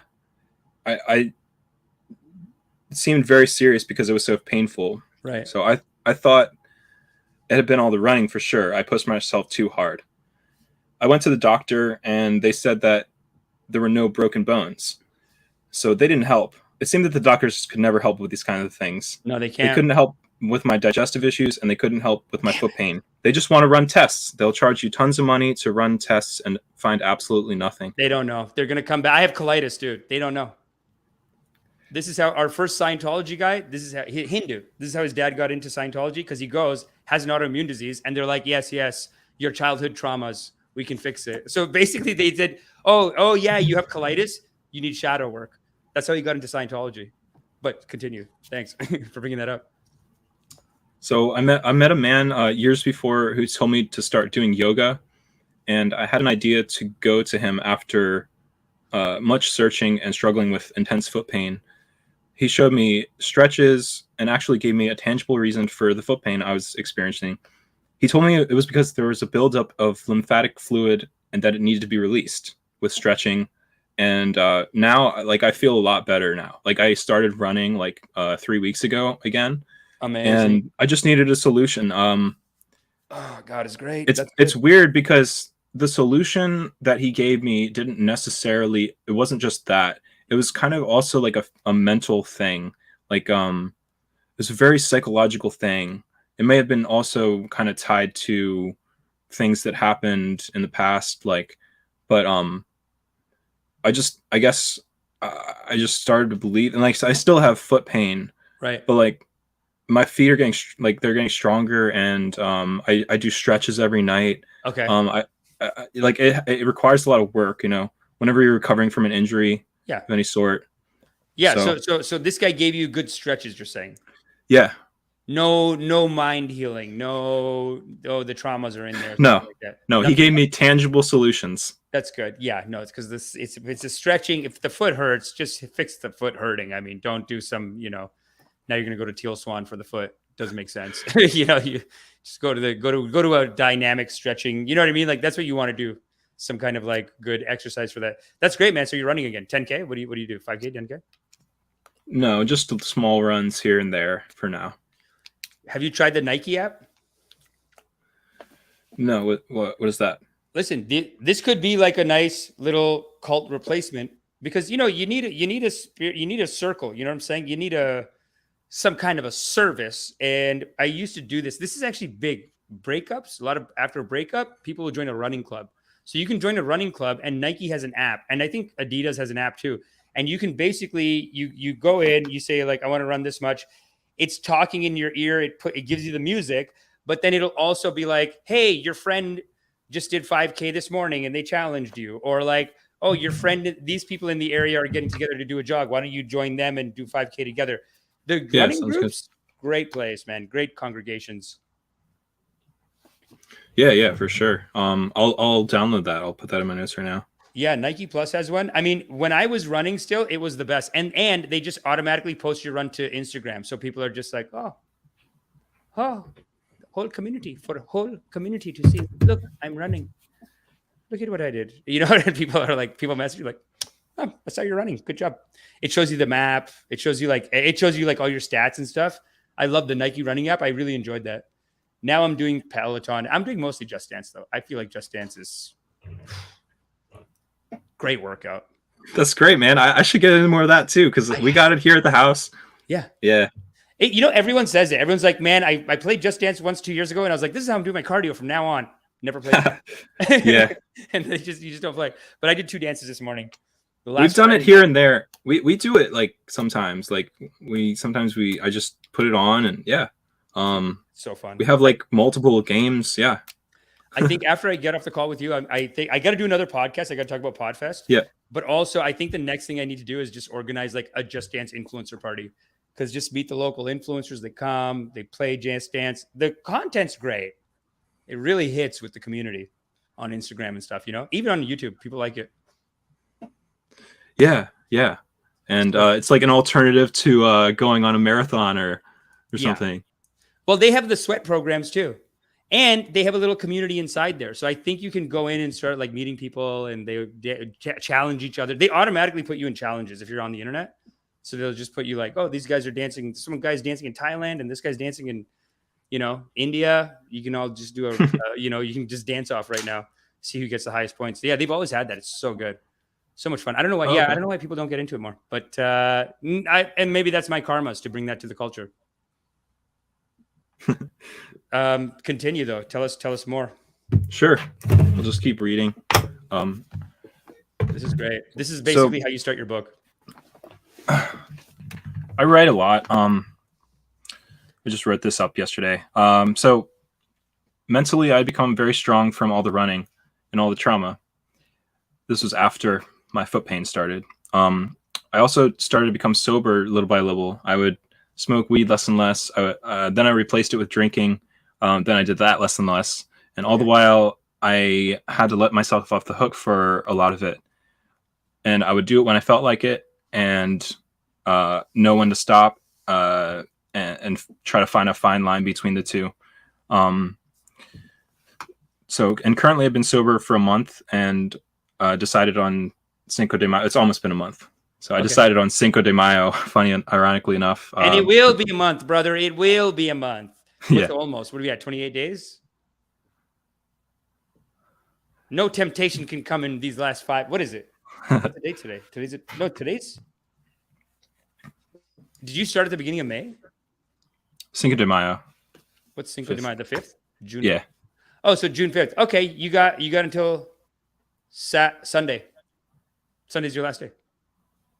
Not last day. Sunday, you're at a month. Okay. Yeah, June 5th. Easy. Easy. And before, like it's actually been pretty easy, because before this, I would like stop little by little, Nice. So like, I just kind of like was looking at my friends, my best friends, and talking to them that day. And like, for whatever reason, I can't really explain, I just decided that I would be completely sober. I just had this clarity that dawned upon me. Wow. The universe just told me something, and I just decided to finally be completely sober. I Amazing, dude. That's great. I like to hear that. I like to hear that because we all have that need, but that means that you're getting the need from straight from God, straight from the source. You don't need anyone you don't need a guru. You don't need a drug. Yeah, no. And that's where a lot of these teachings try to take you if they're done right, I think. Yeah, for sure. Just can't really explain why I decided, I knew I would, I thought, but, like, yeah. But there's a song that I wrote. It's like because like I stopped smoking weed and then I started drinking because I never drank. Like I didn't like it, but then I started to like it. It was great. Like and it's like I read the song as like trade one addiction for another, and now I'm undercover again. No, I don't do that no more. I found something better instead.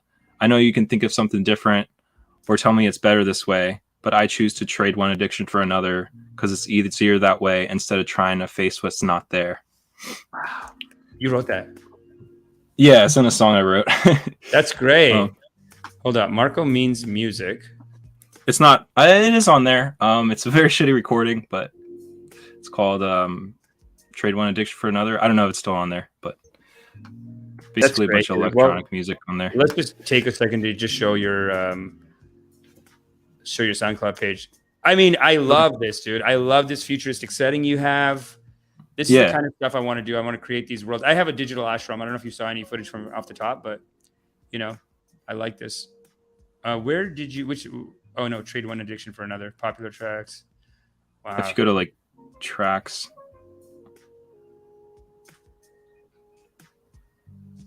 Laid over in Florida, dude. I was just in Florida. Nice. Were you laid over in Florida? No, but my flight left 2 hours late. It was a 3-hour layover. I don't know. Does that work? Ooh, let's hear this. Yeah. I like this funky as F. That's good. Nice, dude. This is great, man. I love the channel. It's beautiful. How long have you been making music then? I started playing guitar 15 years ago. So okay. Ever since then. Yeah. That writing on a plane, I wrote it on a plane. Literally. Like on my phone. Like you can like write music. Amazing. Yeah, no, I did so much writing on the plane. Yeah. That's nice. I wish I knew how to turn the volume down on this though, because I feel like I just want to. How is that for everyone? Is that loud or is that? It's okay. It's not too loud. That's great, man. It's good music. And you wrote this on a plane? Yeah. But the lyrics are going to kick in. I didn't write any lyrics. Oh, there's no lyrics?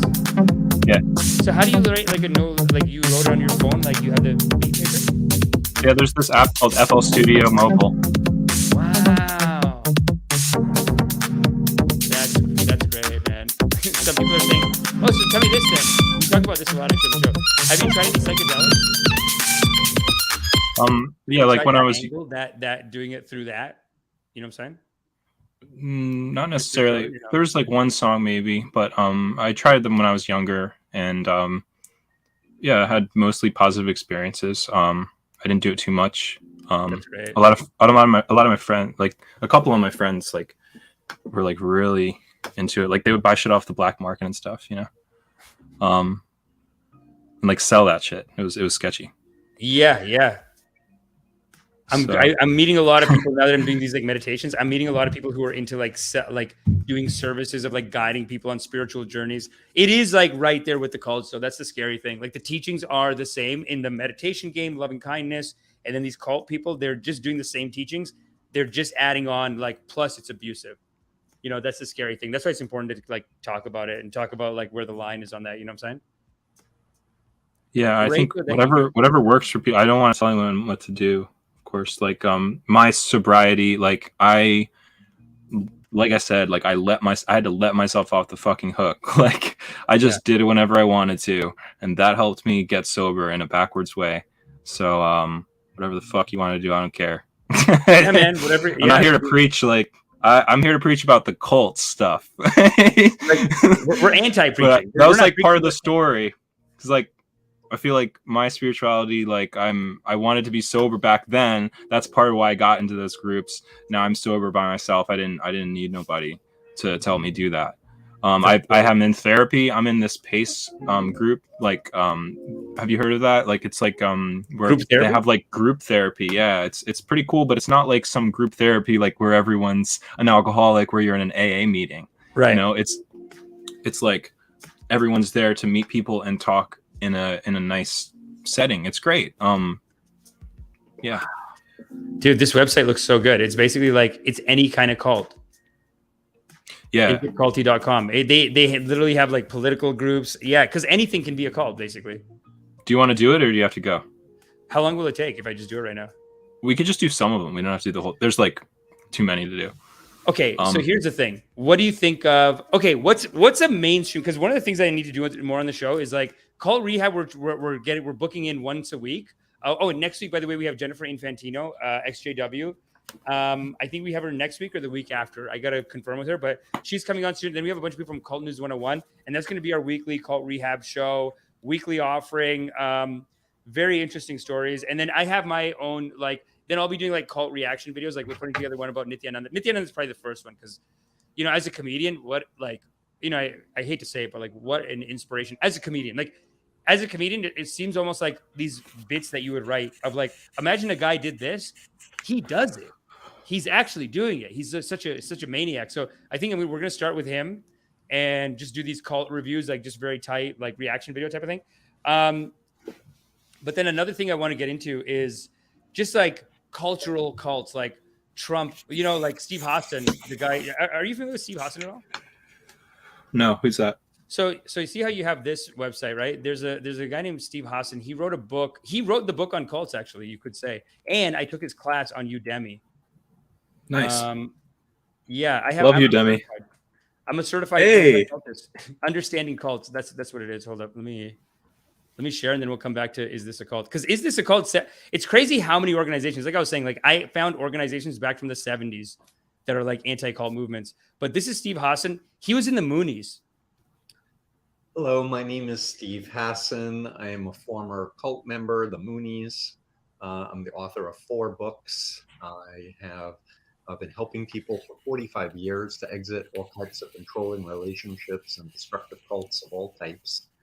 And I wanted to do this course because there's so much hunger to understand what's the difference between a good cult and a bad cult. Is mind control? How does it work? How do we protect ourselves? What kind of symptoms do people have when they have been exposed to an undue influence situation? Important models from the past about Chinese communist brainwashing. I think you're going to learn a lot in this course, and I hope to do another course to help people who specifically want to recover, as well as help others to get out of cults. But this is the foundational course that I think people want to learn about. It's kind of boring, but like I feel like I have to be in the right kind of mood. It's interesting, but yeah. No, I mean, I find it very interesting. And like, look, you meet a lot of people that have been in and out, and they're they're kind of chill. But I think his book is great. And then he wrote a book about like the cult of Trump, Donald Trump, basically. Yeah. Huh. Yeah. Such a nice guy, though. So great. I really enjoyed the class. It's actually quite interesting. I mean, because the material is so intense that you just kind of like get into it. I mean, and then he has the belt model, which is like, I think behavior control. Like he has like a model of knowing exactly when something's a cult. So that's interesting that this website is also. Oh, I've heard that. Mm-hmm. Yeah, the belt model. Yeah. No, it's interesting. It's so important for people. Because how many people would you say are in cults? Do you think it's like a big issue in the world? I mean, it's hard to get a solid number. What were Nithyananda's numbers like? Did you ever find out? Well, he claimed that he had millions. Right. I don't think that's true. Right. Millions. I think maybe his secret is that he was just really good at taking everyone's money. Like he was just like, he had programs that were like, just give me everything you have. It's true, man. And he would, there was one time where he offered to like carve your name on this like golden statue that he was building if you donated. It's like, wow. Well, I try to do this thing with the digital ashram where I tell people like if they make certain donations, I'll put a virtual brick in the digital ashram, but it's more silly. It's not like we do it for everyone. It's like we do it for everyone gets a brick. If you make a donation, you get a brick. Nithyananda, everybody hates him in India. Yeah, no, that's big, man. Yeah. He sucks in India too. Yeah, I mean, but at the same time, Sumant, it seems like you'll also get people in India that are like, I will die for him. I will, now I have to kill you. Like he has like his thugs over there too, like his super fans. Let's see this Sumant Kadia, Nithyananda, everybody hates him. No, what was it? Babaji, we're getting views are getting crazy. Okay, cool. Babaji, bless me. What's up, Sumant? How you doing, baby? Come on. Ian, Empress Lane. Hey, man, if you're telling me you want this shit in exchange for money, I'll give it to you. Yo, life, not mine. Okay. What people? Yeah, here we go. Yo, Fry Media is here. Ocho Cinco is here. What's up, Ocho Cinco? Empress Lane, Mike Lewis. Of course, Natalie Grand is here. Thanks everyone for coming in. Make sure you keep supporting this digital ashram. Please, Morton is here. Thank you. Yeah, I just want to take a quick break, say what's up to everyone. What kind of Amir Hamza is here? Thank you, Amir. Tell me which cult should we review? Like, okay, tell me, you've done this before, right? This is it culty.com? I just a little bit. I just went through like the I was going to say, what kind of groups? Because like I was saying, I like that Steve Hassan has Donald Trump as a cult, and it would be good to put like, what cults do I want to do? Like, what do you see in society at large, in the society that is not technically a cult, but you're like, this is an issue? Yeah. Well, I think for this, it might be best to do one that I know well, like Nithyananda. But okay, let's try it. Another one is the Fellowship.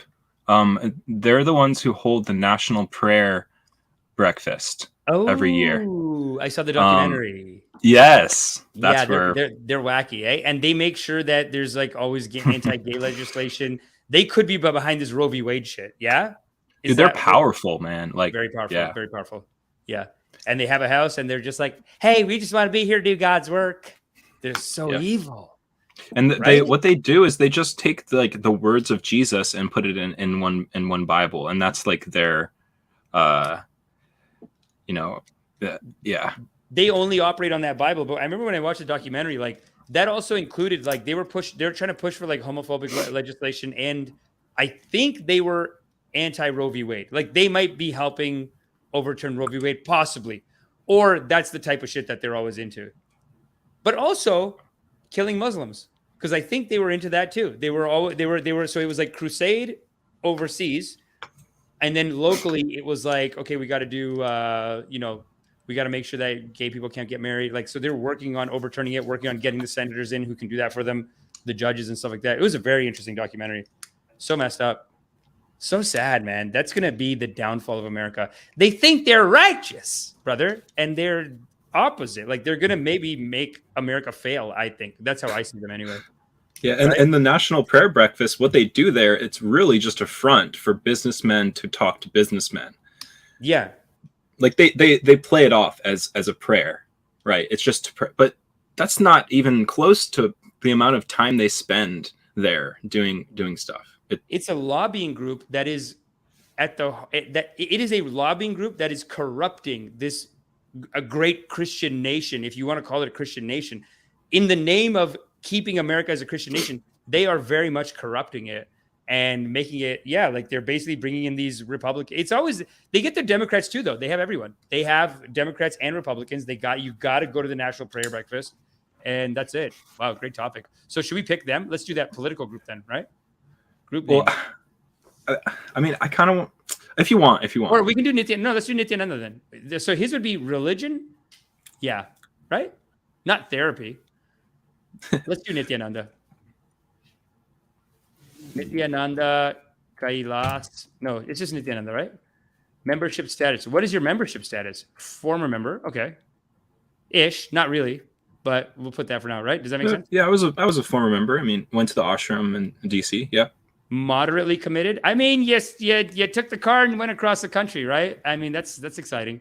How many years were you involved? 1 to 5 or 1? Like 1 to 5, yeah. All right. And it's like 3. How would you describe the experience?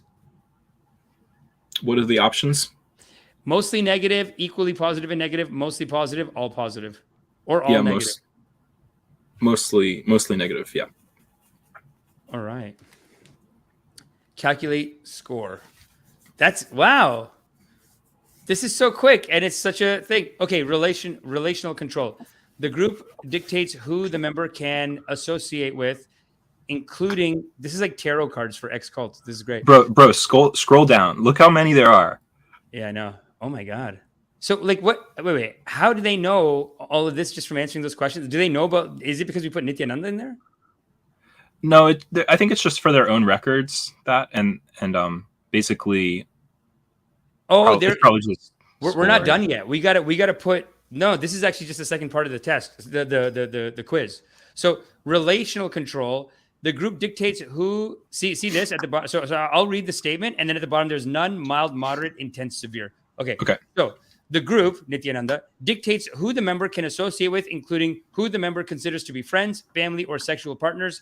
All relationships are subject to the judgment of the group, and none are higher in priority than the relationship of the member to the group itself. Would you say that's true? Is that true? None, mild, moderate, intense, or severe? Intense. He, would cut you off from society. He would tell you, to not talk to family members. Wow. And anyone who was against him. He wanted you to recruit people, so you felt like you couldn't talk to them about what you were doing. It's actually the opposite happened because, you wouldn't want to be explaining the cult to people. I joined a cult. There's certain people that you're like, you're not going to buy it, so let's just avoid it, kind of thing.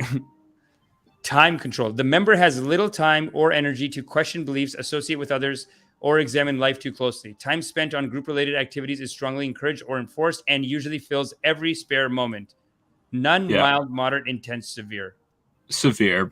Because even like in India, I didn't go to India, but I heard you had to get up early. You only got like 3 hours of sleep or less every day. Come on. And that's going along with the kind of intense work, right? And you do, I think you do develop a work ethic after you get out. Yeah.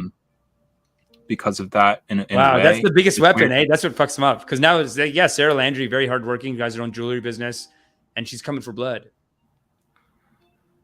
Yeah, I think she wants to get people out. She has a genuine concern for those who are still in there. She knows people who are still in it.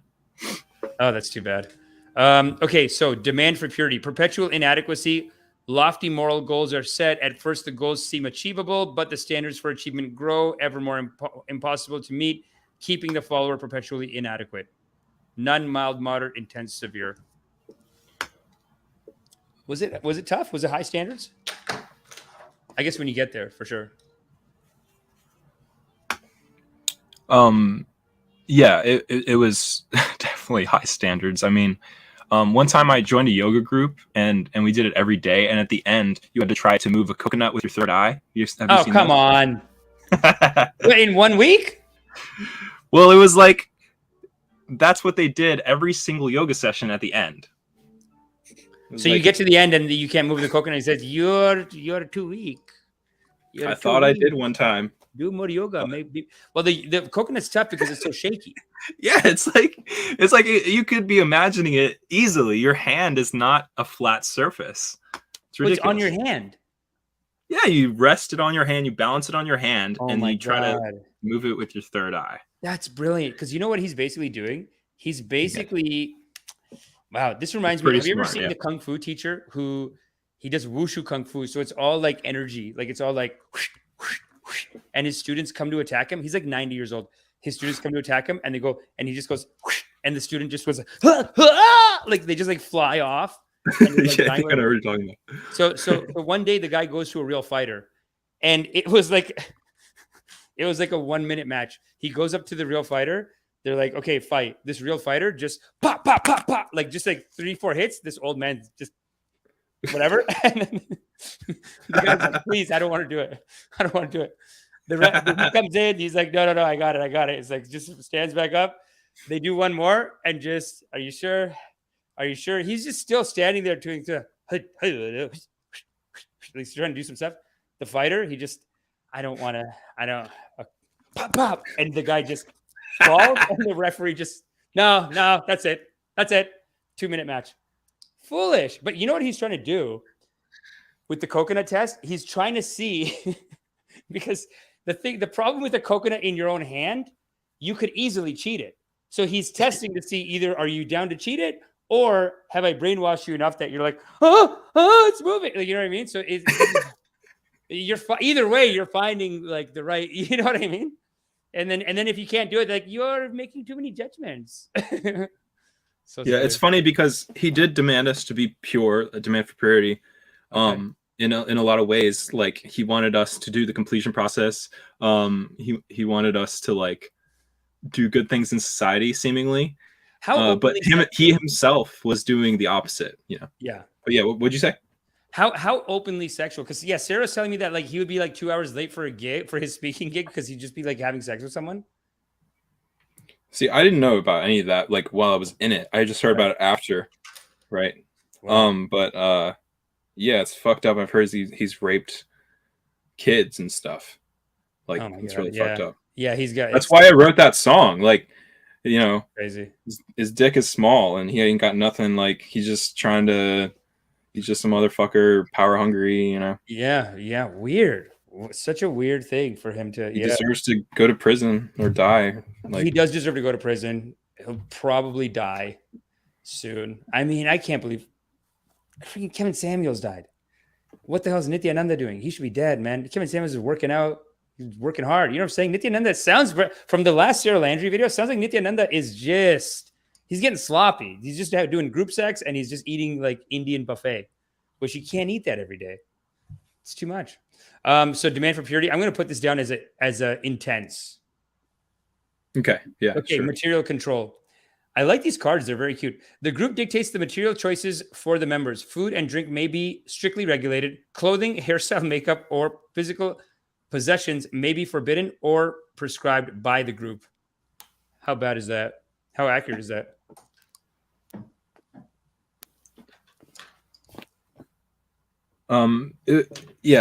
Intense because like he would restrict your diet. Even in the ashram, he would feed people rice and chutney or something. I don't remember what it was. Wow. But it was just like the bare minimum for you to survive. And yeesh. Rice and chutney, dude. It's like get a curry, order a dish. That's so cheap. It's like when you go to an Indian restaurant and it's so expensive. I literally did that I've done that so many times where like Indian restaurants are so expensive when you get a la carte that I'll just be like, oh, just leave the chutney. And then I'll just put the chutney on rice and eat it like a broke ass. Come on, man. And we're eating that every day, doing yoga. Staying up. Rice? It's unacceptable. That's all. Put like a real gravy on it, man. These chutneys have no nutritional value. They're like candy. It's like a sauce. It's like a side sauce. Come on, dude. All right. So what are we looking at here? None, mild, moderate, intense, severe. This guy's, I mean, I got it. Yeah, I say severe on that one too. Chutney on rice, dude. It's unacceptable. Okay. Imposed dependency. A member comes to depend on the group for physical, emotional, social, spiritual, or other needs. The member has a high stake in continuing to stay loyal to the group. Tell us. Yeah, because if you left, you were outcast. It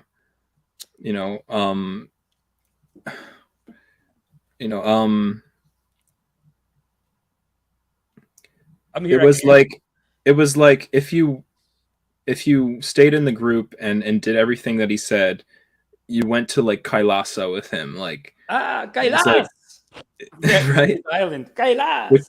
Which is basically like how he described it at the time wasn't an island. It was like a place kind of in the heavens. Yeah. It was now he has a fucking island. Like that's crazy. Like really is. I didn't even know that until like yesterday. This psycho fucking killed it, dude. He just killed it, right? I mean, it's so hard to get at people. Okay, imposed dependency. Yeah, I mean, the fact that he has an island, I'd say that's severe. Yeah, sure. Yeah, you can go ahead. If you feel strongly about one of these, just do it yourself. Okay, cool. Let's get it. I mean, from what I've heard, destabilizing barriers are torn down that would otherwise prevent acceptance of new beliefs. Includes those who have already been destabilized by life situations and the indoctrination of children who have not yet formed a sense of self. Wow. Barriers are torn down that would otherwise prevent acceptance of new beliefs. That they call destabilization. Interesting.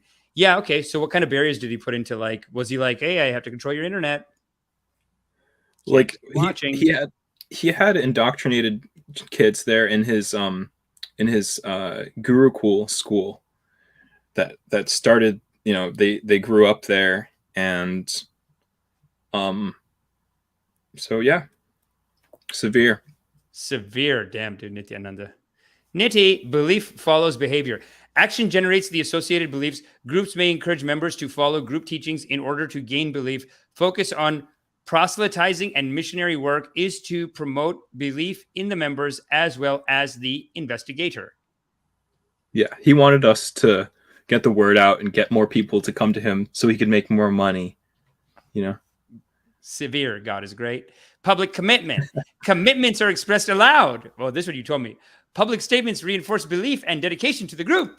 Wow. See, this is why I'll never do this in my congregation. It's so much work. They say whatever you want. It's a lot of work, man. Because to make everyone do work, it's work for them. Like, they got to make you do work. Like, someone's got to be there. You got to set up the system. It's crazy. So public commitment. So you're looking at another person. How old was the person that you made did you do the commitment face-to-face with anyone? Or it was more like you were saying that they do that there? No, I never did anything like sign a contract or anything like that. But I've heard other people have like billion-year contracts, all that jazz. With Nithyananda, that's Scientology. He jacked that. Billion-year contract. What a maniac. He gets you in the afterlife too, these guys. So I'm going to go with severe on that. Proselytizing. Like back to that real quick. Another one, like being a sannyasi, like he really wanted people to come and give up everything in their world to be there. And he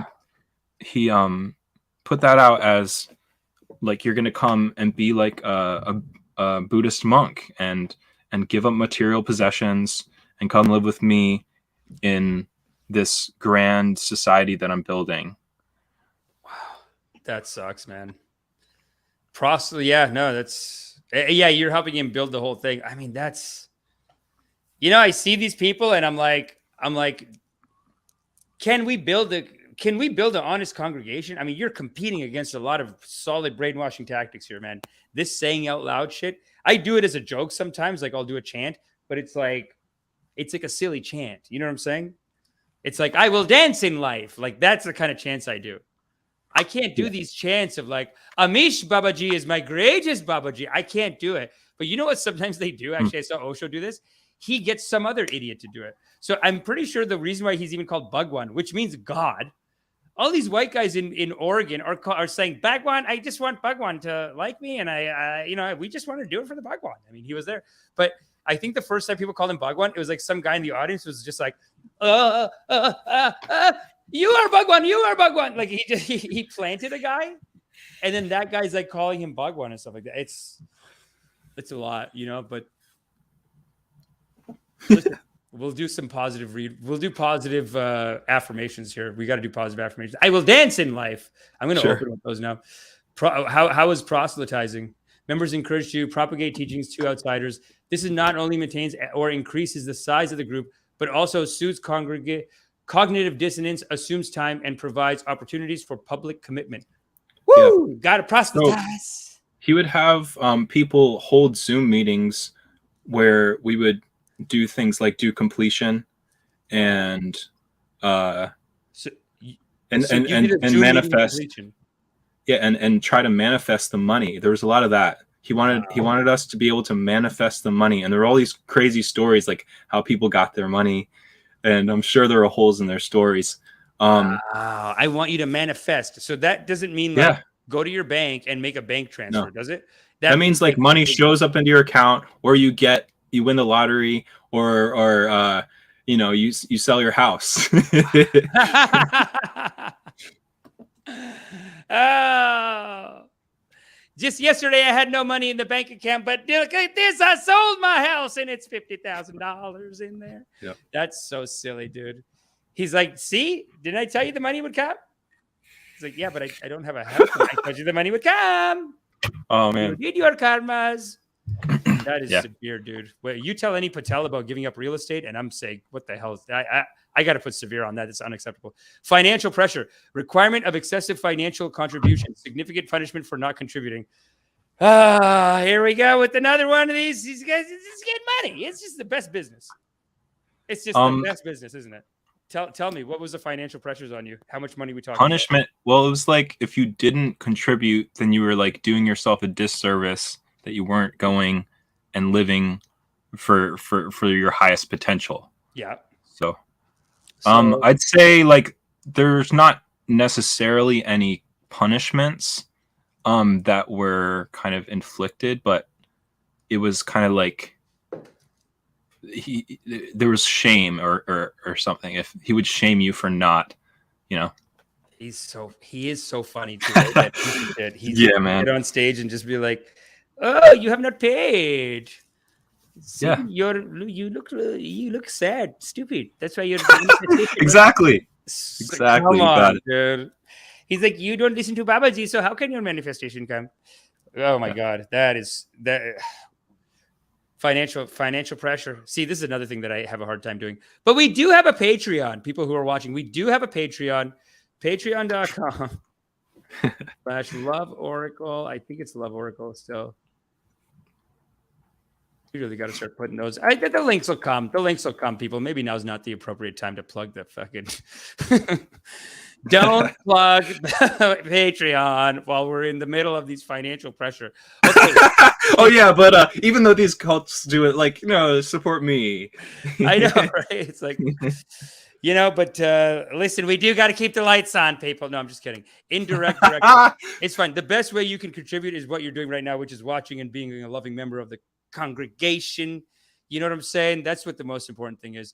Because the YouTube itself pays. It's fine. It's like, what do people need? Indirect directives. Certain restrictions or demands on behavior are implied rather than expressed.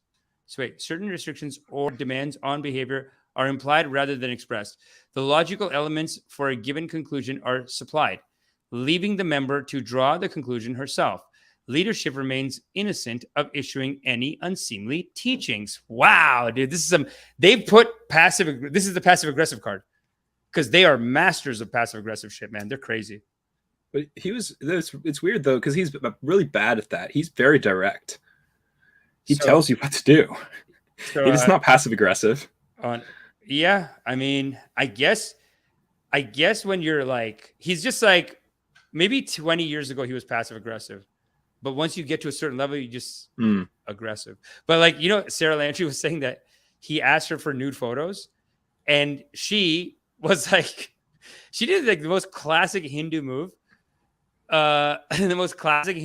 She goes, but Babaji, doesn't it say that Shiva and Shakti must dance together for nude? Like, you know what I mean? Like, she just comes back and it was I think she said like, if you were really like, God, like if you're really all powerful, can't you just use your third eye? Yeah, you go, but Babaji, your third eye is most powerful. See it. And then he says, this was a test.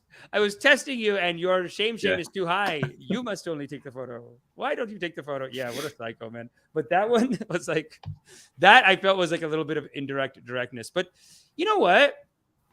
I mean, like that is almost like a straight up, like, just do what I say. Like, yeah, I don't know. Is that direct? What do people think? Is that direct? Is that just straight up like, no, send it to me? He's just like, I mean, he would do both. Yeah. Yeah. He would always do both. I think the more powerful you get, the less passive aggressive you have to be.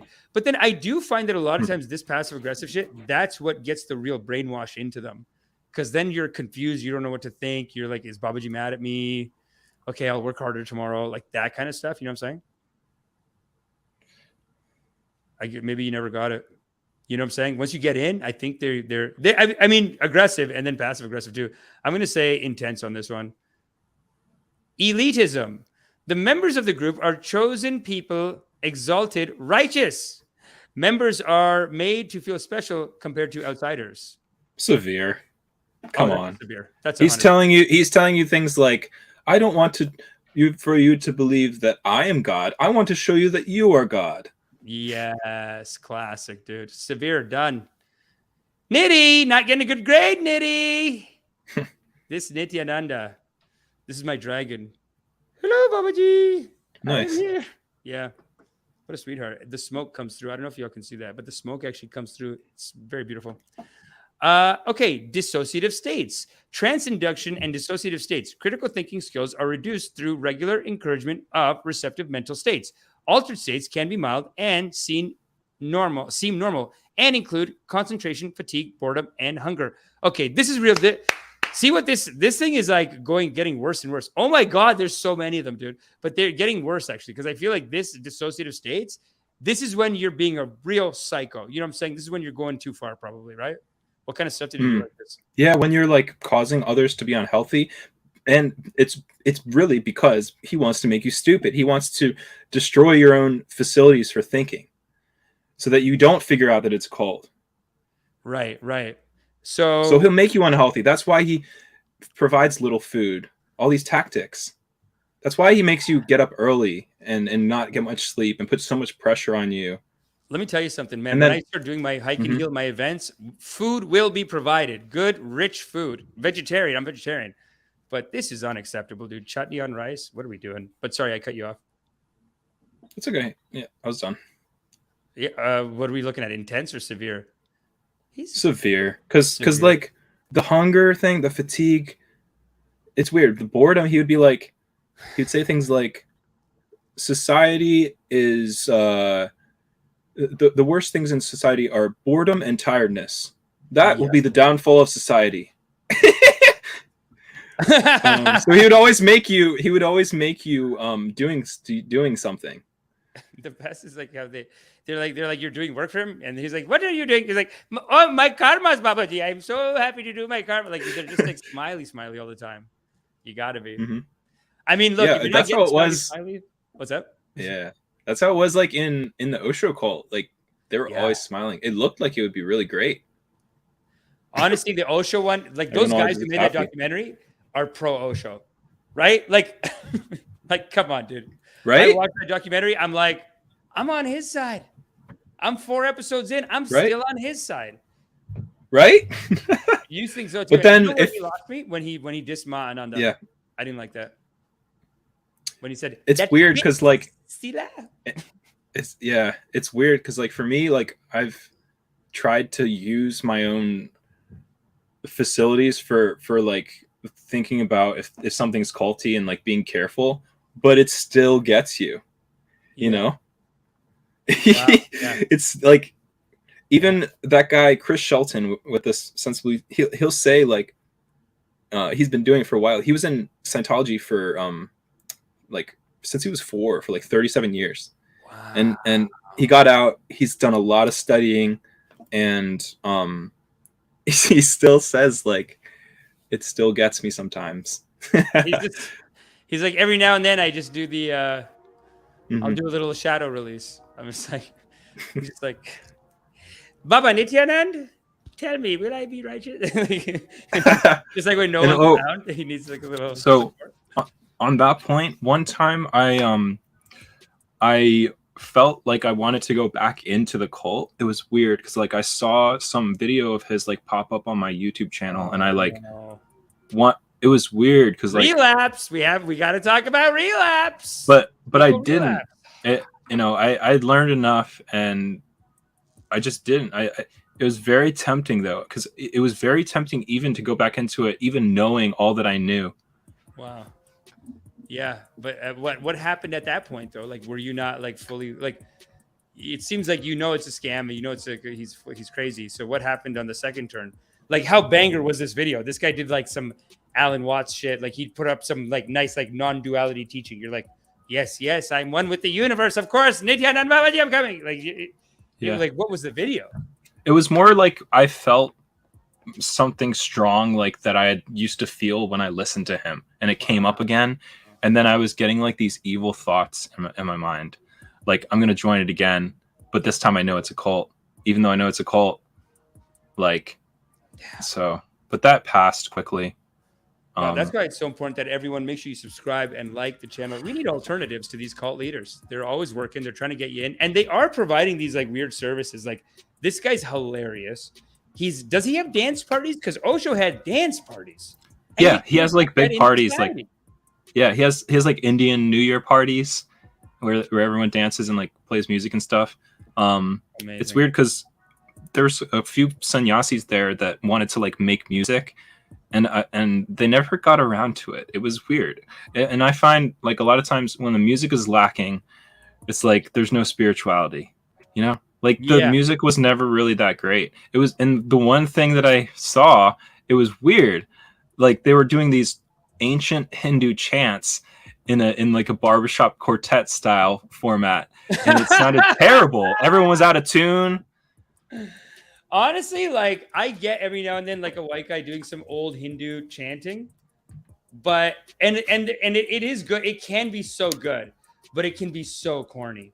Like it can just be so like Shiva Shakti, and you're like, yeah. I play it for my parents, and they're like, hey, exactly. What is he doing? Like they're like she doesn't know the pronunciation, but they're just like Shiva Shakti, love is everywhere. It actually sounds like Christian music. Yeah, that's on the point of it's got that same sound. Yeah, all this shitty music, and you know his chant. One time I was like, I wanted to find out what the notes were. He uses 2 notes for his chant. It's like I can't really remember it. Again, I deleted everything from my brain, right? Yeah, you don't. But need it. It was like, you got to come to meditation, brother. I have a meditation that I teach. You got to check it out. Maybe you'll like it. I don't know. Maybe we all need spirituality. We all need it. But people say, you're talking about music, and you're saying like the good events have music. Some people actually teach that when they say like, what is God? And people teach like the closest thing to God is when a beautiful piece of music, like when you hear it, the feeling you get, that is God. That's the only thing that there is like that. You know what I mean? Yeah, I get what you mean. I definitely relate to that. I have a shirt. It's like true religion. It has a picture of a guitar player that looks like Buddha. Sick, dude. That's amazing. Yeah, no, that is it. Participating in life, going for a hike is prayer. Singing, playing music, dancing, that is prayer. That's the only real prayer. And loving kindness, even in our practice, it's just like thinking about love, cultivating a feeling of love in your heart, seeing like, I'll show dog videos. That's the level that they want you to be on. That, so cute. That's God. You know what I mean? That feeling. So yeah, no, it's good that, it's good to know though, that like, this is, that they're providing these services. It does keep me hopeful. It's like, yes, this ashram, there is a service that I need to provide to the community. This Just Dance party, hike and heal, comedy shows, obviously. It's like the people need that. And this week we're going to have so next week we're going to have Jennifer Infantino on. But this week I prepared like a spiritual clips show for the congregation. And it's just going to be like loving kindness coach reacts. And I just play like the most ridiculous clips, like flying yoga. You know what I mean? That one was funny as fuck. Yeah. It's like they're hopping on their legs. They're cross-legged, trying to like fly. It looks so silly. So silly, dude. And you know what's crazy? Like the old guy who did it, his name was Maharishi Mahesh. And he was a banger too. Like the guy, he was more legit. This is the problem with all these cult leaders. It's like idiots. You're there. Like this guy had the Beatles. He had the Beatles at the height of their careers. They were like, what did we do? It's all from the Maharishi. The Bhagwan taught us everything. Like they loved him, dude. They were going around with him. They were giving him the credit for their success at the height of the Beatles, biggest band in history. Mm-hmm. And this numbnuts, he goes, no, but I'm going to show you a very magical, there will be flying. It's like, dude, you got the Beatles. You don't need to fly. They opened their flying convention. It's a joke, dude. He's like, it was this big day. He's planning it for months. He's like, it will be so great. They will fly. You won't even know your spirits will be lifted. Yeah, our spirits are lifted when we hear the Beatles. Lean into that, idiot. Take credit more for that. Instead, he goes to yogic flying. It's so pathetic. The clip of them opening and just like how people are like, oh, yeah, I don't know if I'm going to make it to the next one. You know what I mean? Like so many people are probably like, yeah, this is so cool until you did that. Like, that's weird. You know? Yeah. What a weird activity. But people do need activities. That's the thing. Tell us, man, is there any, that was very long and we'll have to come back and do one of those. That's almost like a full episode we got to do with that thing. The Is It Culty? There's like, right? There's 100 more cards. There's like 50, 60 more cards. We can do it another time. I just have to go right now. We can come back and finish it. Sure. I saw another episode. Where I got this from is from Chris Shelton's Sensibly Speaking podcast. And yeah, I got to get Chris Shelton on the thing. Yeah. But his YouTube. If anyone knows Chris Shelton, Habibi, his YouTube email address. It just keeps sending me like this email doesn't work. You know what I mean? Like I think the email is not going through unless maybe I mistyped it. Let me try it again today. Yeah, he's here. No, this guy seems like a great guy, and he's doing good service for the community. For sure. We got to get more Scientology, man. Scientology, they got some real psychos over there. But so are you, man. I think like you're geared towards a younger audience kind of thing, right? That's what you're going for. For sure, man. But I mean, it's across the board, everyone. But it's a more hip kind of thing that you're doing. Like you go through the videos and laugh at the crazy teachings, but you also have that side where it's like trying to analyze what's really going on here, asking the people who are ex-cult members their perspective to get that insider's opinion. Yeah, so. Dude. Thanks, man. Listen, man, I got my certifications. I'll show you right here. I got a couple. Yeah, I want to see it. On Udemy, I use Udemy too. I started taking a class called Data Analytics, learning statistics and stuff. Oh, nice. Yeah. What are you taking that for? Just for yourself? I just wanted to get a class. I'm in school as well, like so. I don't have classes right now. I just wanted to see what it was like. Sick, dude. Can you hold up? Can you see that? Wait, am I sharing screen? Nice. And did you pay for that? Was it like you had to pay at the end, right? Because like they offer the classes themselves for free, but you don't have to pay. But if you want the certification, you have to pay. Udemy? No, that was for my Harvard class. So I did Harvard. I did Buddhism at Harvard X online university. It was incredible class, man. It was so good and it was free, just because they want to have that kind of thing. But yeah, this Harvard X one, it was a great class too, man. So beautiful. I'm still doing it. I watched this class. I did this class. It's an online class. I did it during COVID. I saw it, and then the Buddha just came to me and said, "You must tell the people. These teachings are too beautiful. They're so tight, man. The loving kindness stuff. It's amazing. It's only good. It's never abusive though. It never crosses that line. But they've always been used. Like the Buddhist teachings have always been used in different ways to do cult stuff. And there's actually a great local group. They're called. They call out more Christian stuff. Like they went to church proper, but they were talking about how like the Christian churches too, they started taking these like meditation, like group meditations and chanting and all this stuff that, you can easily use it to brainwash people. It's too bad that people do that. But that's why the Buddha said to me, you should do it and do it righteously, do it correctly. Yeah, dude, it's a great class. I love it. I can't wait to do the Hike and Heal. Hike and Heal is going to be a great program. But yeah, no, understanding cults. And then of course I'm studying with the great Baba Samharish. Sam Harris. Do you meditate? Can I ask you? Do you meditate? Have you tried it? I play music and I run. That's what I do. Those are both like meditation. When I'm playing music, it's like meditating, definitely. That's the highest meditation, actually, in our teachings, in loving kindness, because like it is just like being lost in the creation, in your creation. That is the highest meditation always. So if you're making art, if you're letting the creative source energy channel through you, and you are that vessel, that's the highest meditation. And then the other stuff is actually practicing for that. So I do quite a bit. I just want to write more and more and more. You know what I mean? Also, like in the PACE group, I mentioned before, they're like a newer, that's the group therapy. They do always, I've actually been in 2 different groups, and both of them, they ask you to close your eyes and do a little meditation right before and stretch your body if you need to, right. Before the therapy. That's nice. Oh yeah. Okay, cool. Yeah. And a lot of modern therapy uses Buddhism too. The meditation techniques like loving kindness. Yeah. A lot of like Sharon Salzberg's teaching it. So that's great. So you do have, it sounds like it's almost like your meditation is coming through the music. Obviously that's the highest meditation, but then through like you're going to therapy and stuff like that. Like how is that stuff? Yeah, it's good. Like my therapist, a lot of it I use to vent, honestly. Like I just tell what's been going on with me and get a lot of stuff off my chest. We talk back and forth too. Yeah. A lot of it's just me venting, which is pretty healthy, I think. For the PACE group therapy, it's like listening to other people and getting to share yourself. So it's like a mix of both, which is really nice. It's like a listening practice.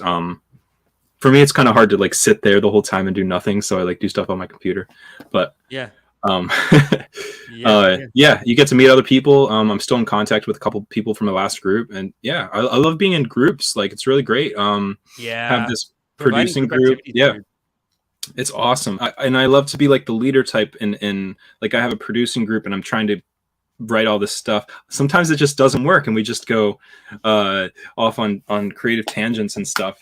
But yeah, we're kind of trying to have a sort of vision.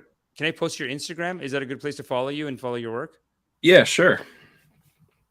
Cool. I'll do Instagram, and then after we're done, I'll grab that. What's it called? The Instagram.com/Marco Means Music. Oh, Marco Means Music is also the same as your SoundCloud, right? Yeah, that's right. I don't know, personally, I'm finding Instagram is the best, because then it's like I can just talk to you and just tell you what to do next, kind of thing. So yeah.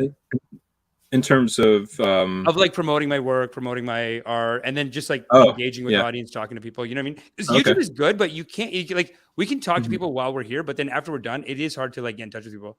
Gotcha. Yeah. Tell us, what else? Is there anything else left in the script?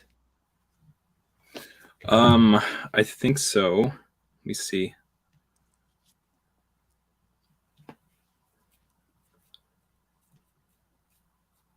Nothing of too much importance. That's it? Okay, cool. No, I'm not saying that's it. It was great. We did 2 hours, man. That's great. Thanks for coming. No, that was great. And it's so important for the culture, so important for the community to get these tips to see what the process of brainwash is like. Very interesting conversations. We have some like reaction videos coming out, and then more episodes just on, I think the reaction clip show this week is going to be great. And then of course, public forgiveness, which I tried a couple out there in Podfest. But public forgiveness, I think, will be a great service that we're providing here. And basically, it's a call-in show. Anyone can call in and be forgiven, because I do have the certifications to forgive it. Let me play the thing. It's actually the what's it called? The video for it is performing very well, actually. Hold on, I'm gonna pause this song because it's about to drop like crazy on that beat. Do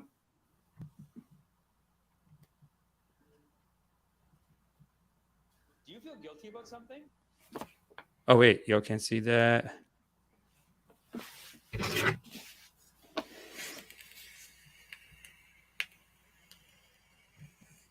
you feel guilty about something? Great news. As a certified loving kindness coach, I can forgive you for that. I don't care if you cheated on your taxes or you cheated on your girlfriend. You made a mistake and the Buddha forgives you, and that's it. And I have the certifications to back it up. Okay, to the Instagram channel where you're watching this video, and I will illuminate the pathway to redemption. But please, this is a meditation for high vibration people only. If you are low vibration, I cannot let you in. Loving kindness. Nice, dude. I love how you make jokes about this stuff. Because, like, have you ever seen JP Sears? Yeah, I love it, dude. I love this stuff. He's crazy. I love it. He's so good. He is getting oddly. Do you find that he's a little conservative now? I haven't listened to it in a while. I like his earlier stuff, like a lot of. He is so fun. Even his conservative shit, I don't care. It's like but he is like I think he's like anti-abortion now. I don't get it. I think he got caught up with them. You know the interesting thing? A lot of meditation people, heavy Trump supporters. So I think he was a heavy Trump supporter, heavy because of the anti-vax. So they come in from that angle. So I think he got caught up in that. But honestly, very funny guy, man. Love him. Love the jokes. Kyle Cease is killing it too now. He was just on. It's you know why it's so funny? It's because people take spirituality so seriously, and there needs to be some comic relief. Yes, it's supposed to be. The Zen always have been silly. They don't believe in that. They don't believe in being serious about it. They believe that this life is a great Leela, just a silly, fun play that we're here to do, and we're supposed to just be here to have fun with each other and hang out, you know, like it's not supposed to be this serious thing. But you know, these religions get hijacked, and I do think we're living in a time right now in society where people do need spirituality. People need to find you know, good outlets for creativity, or then the cult leaders get you. People, the cult leaders get you. That's how they get you. Why? Because you didn't go dancing, did you? Because you didn't go dancing, you didn't listen to music, you didn't let your heart sing. I know I'm going to go dancing. I'm going to use Just Dance tonight. Dude, you got to use the Just Dance. It's so sick. I love it, man. I don't know why people aren't doing it more. But yo, tell us if there's anything else. I have your Instagram up. I'm just doing our play out music, dude. Thanks for coming on, man. Really appreciate it. It really helps. Sure people. thing. Glad to be man. here. We should do it again sometime. I mean, if you want to jump in on the reaction show, because the reaction show, we're just planning it for this week. I think that'll be good. And we're just going to pull out like a bunch of clips. So it's probably good to promote stuff. I'll see if Sarah can come by too. You know what I'm saying? Get Natalie, Sarah, a couple people on, just talk over the clips, talk about, because the clips are just amazing. All the clips that we found, they're hilarious. So I think it'll be a lot of fun. Thanks for coming, man. Yeah. Appreciate it. All right. Yeah, that's been another Cult Rehab. Next week, we got Jennifer Infantino, ex-Jehovah's Witness. Make sure you stay tuned for that. Check out the episode with Chris Robinson. It was great. And we put up some shorts from it. Watch them, people. Watch them and make sure you watch them. Leave the likes and leave the subscribes, because that's really the donation we need, people. That's the donation we need more than anything. Marco Means Music. That's great. Make sure you support him. Follow him on Instagram. And from there, you can find the links to his SoundCloud account. The SoundCloud is sick too. He's making great music. He's doing what God meant him to do, people. Express his creativity. Be in the Leela, dancing in life, as we all should be too. We should all be doing our karmas. So make sure you also sign up for public forgiveness. Whether you need forgiveness or you need to give the forgiveness, we can handle it. We can get it done. We're end-to-end service. End-to-end forgiveness service. We don't turn down any forgiveness. I don't care if it's fucking Hitler, people. We'll find the angle. We'll find the angle. We'll get the angle on forgiveness. I don't give a damn. You know, I was watching this thing about Anthony Hopkins. He's an actor, and he played Hitler in a movie. And he was like, I had to find his humanity. I had to find what was the core inside of him that hurt and bled and was a real life human being and lived like us and was like us and had dreams and aspirations. I had to find it. So he goes to his art school, and he stood on the steps, and he said he cried. Because not getting into art school is what made Hitler be Hitler. That was the origin story. He didn't get into art school. Then Hitler's like, okay, well, then I'll fucking take the whole thing then. What if I'm in charge of the country? Then still, you don't like my art, you pieces of shit. So he did one of those. Apparently. And Anthony Hopkins went there and let that channel in so that he could play the part of even a Hitler as to be seen in a forgiveness light. Yeah, of course. No, that's what the whole game is, people. It's a whole Leela of loving kindness. It's hard to see it. It's hard to imagine. But even, I've said this before, even about Trump, even about this Nithyananda psycho, you don't really get, vengeance on earth. Basically, what Alan Watts says is that we are in the Leela, this dance of life, this simulation, and we are in Kali Yuga, the most difficult time of the Leela. The most dangerous and difficult and most egoic time of the Leela. That is the time we are in.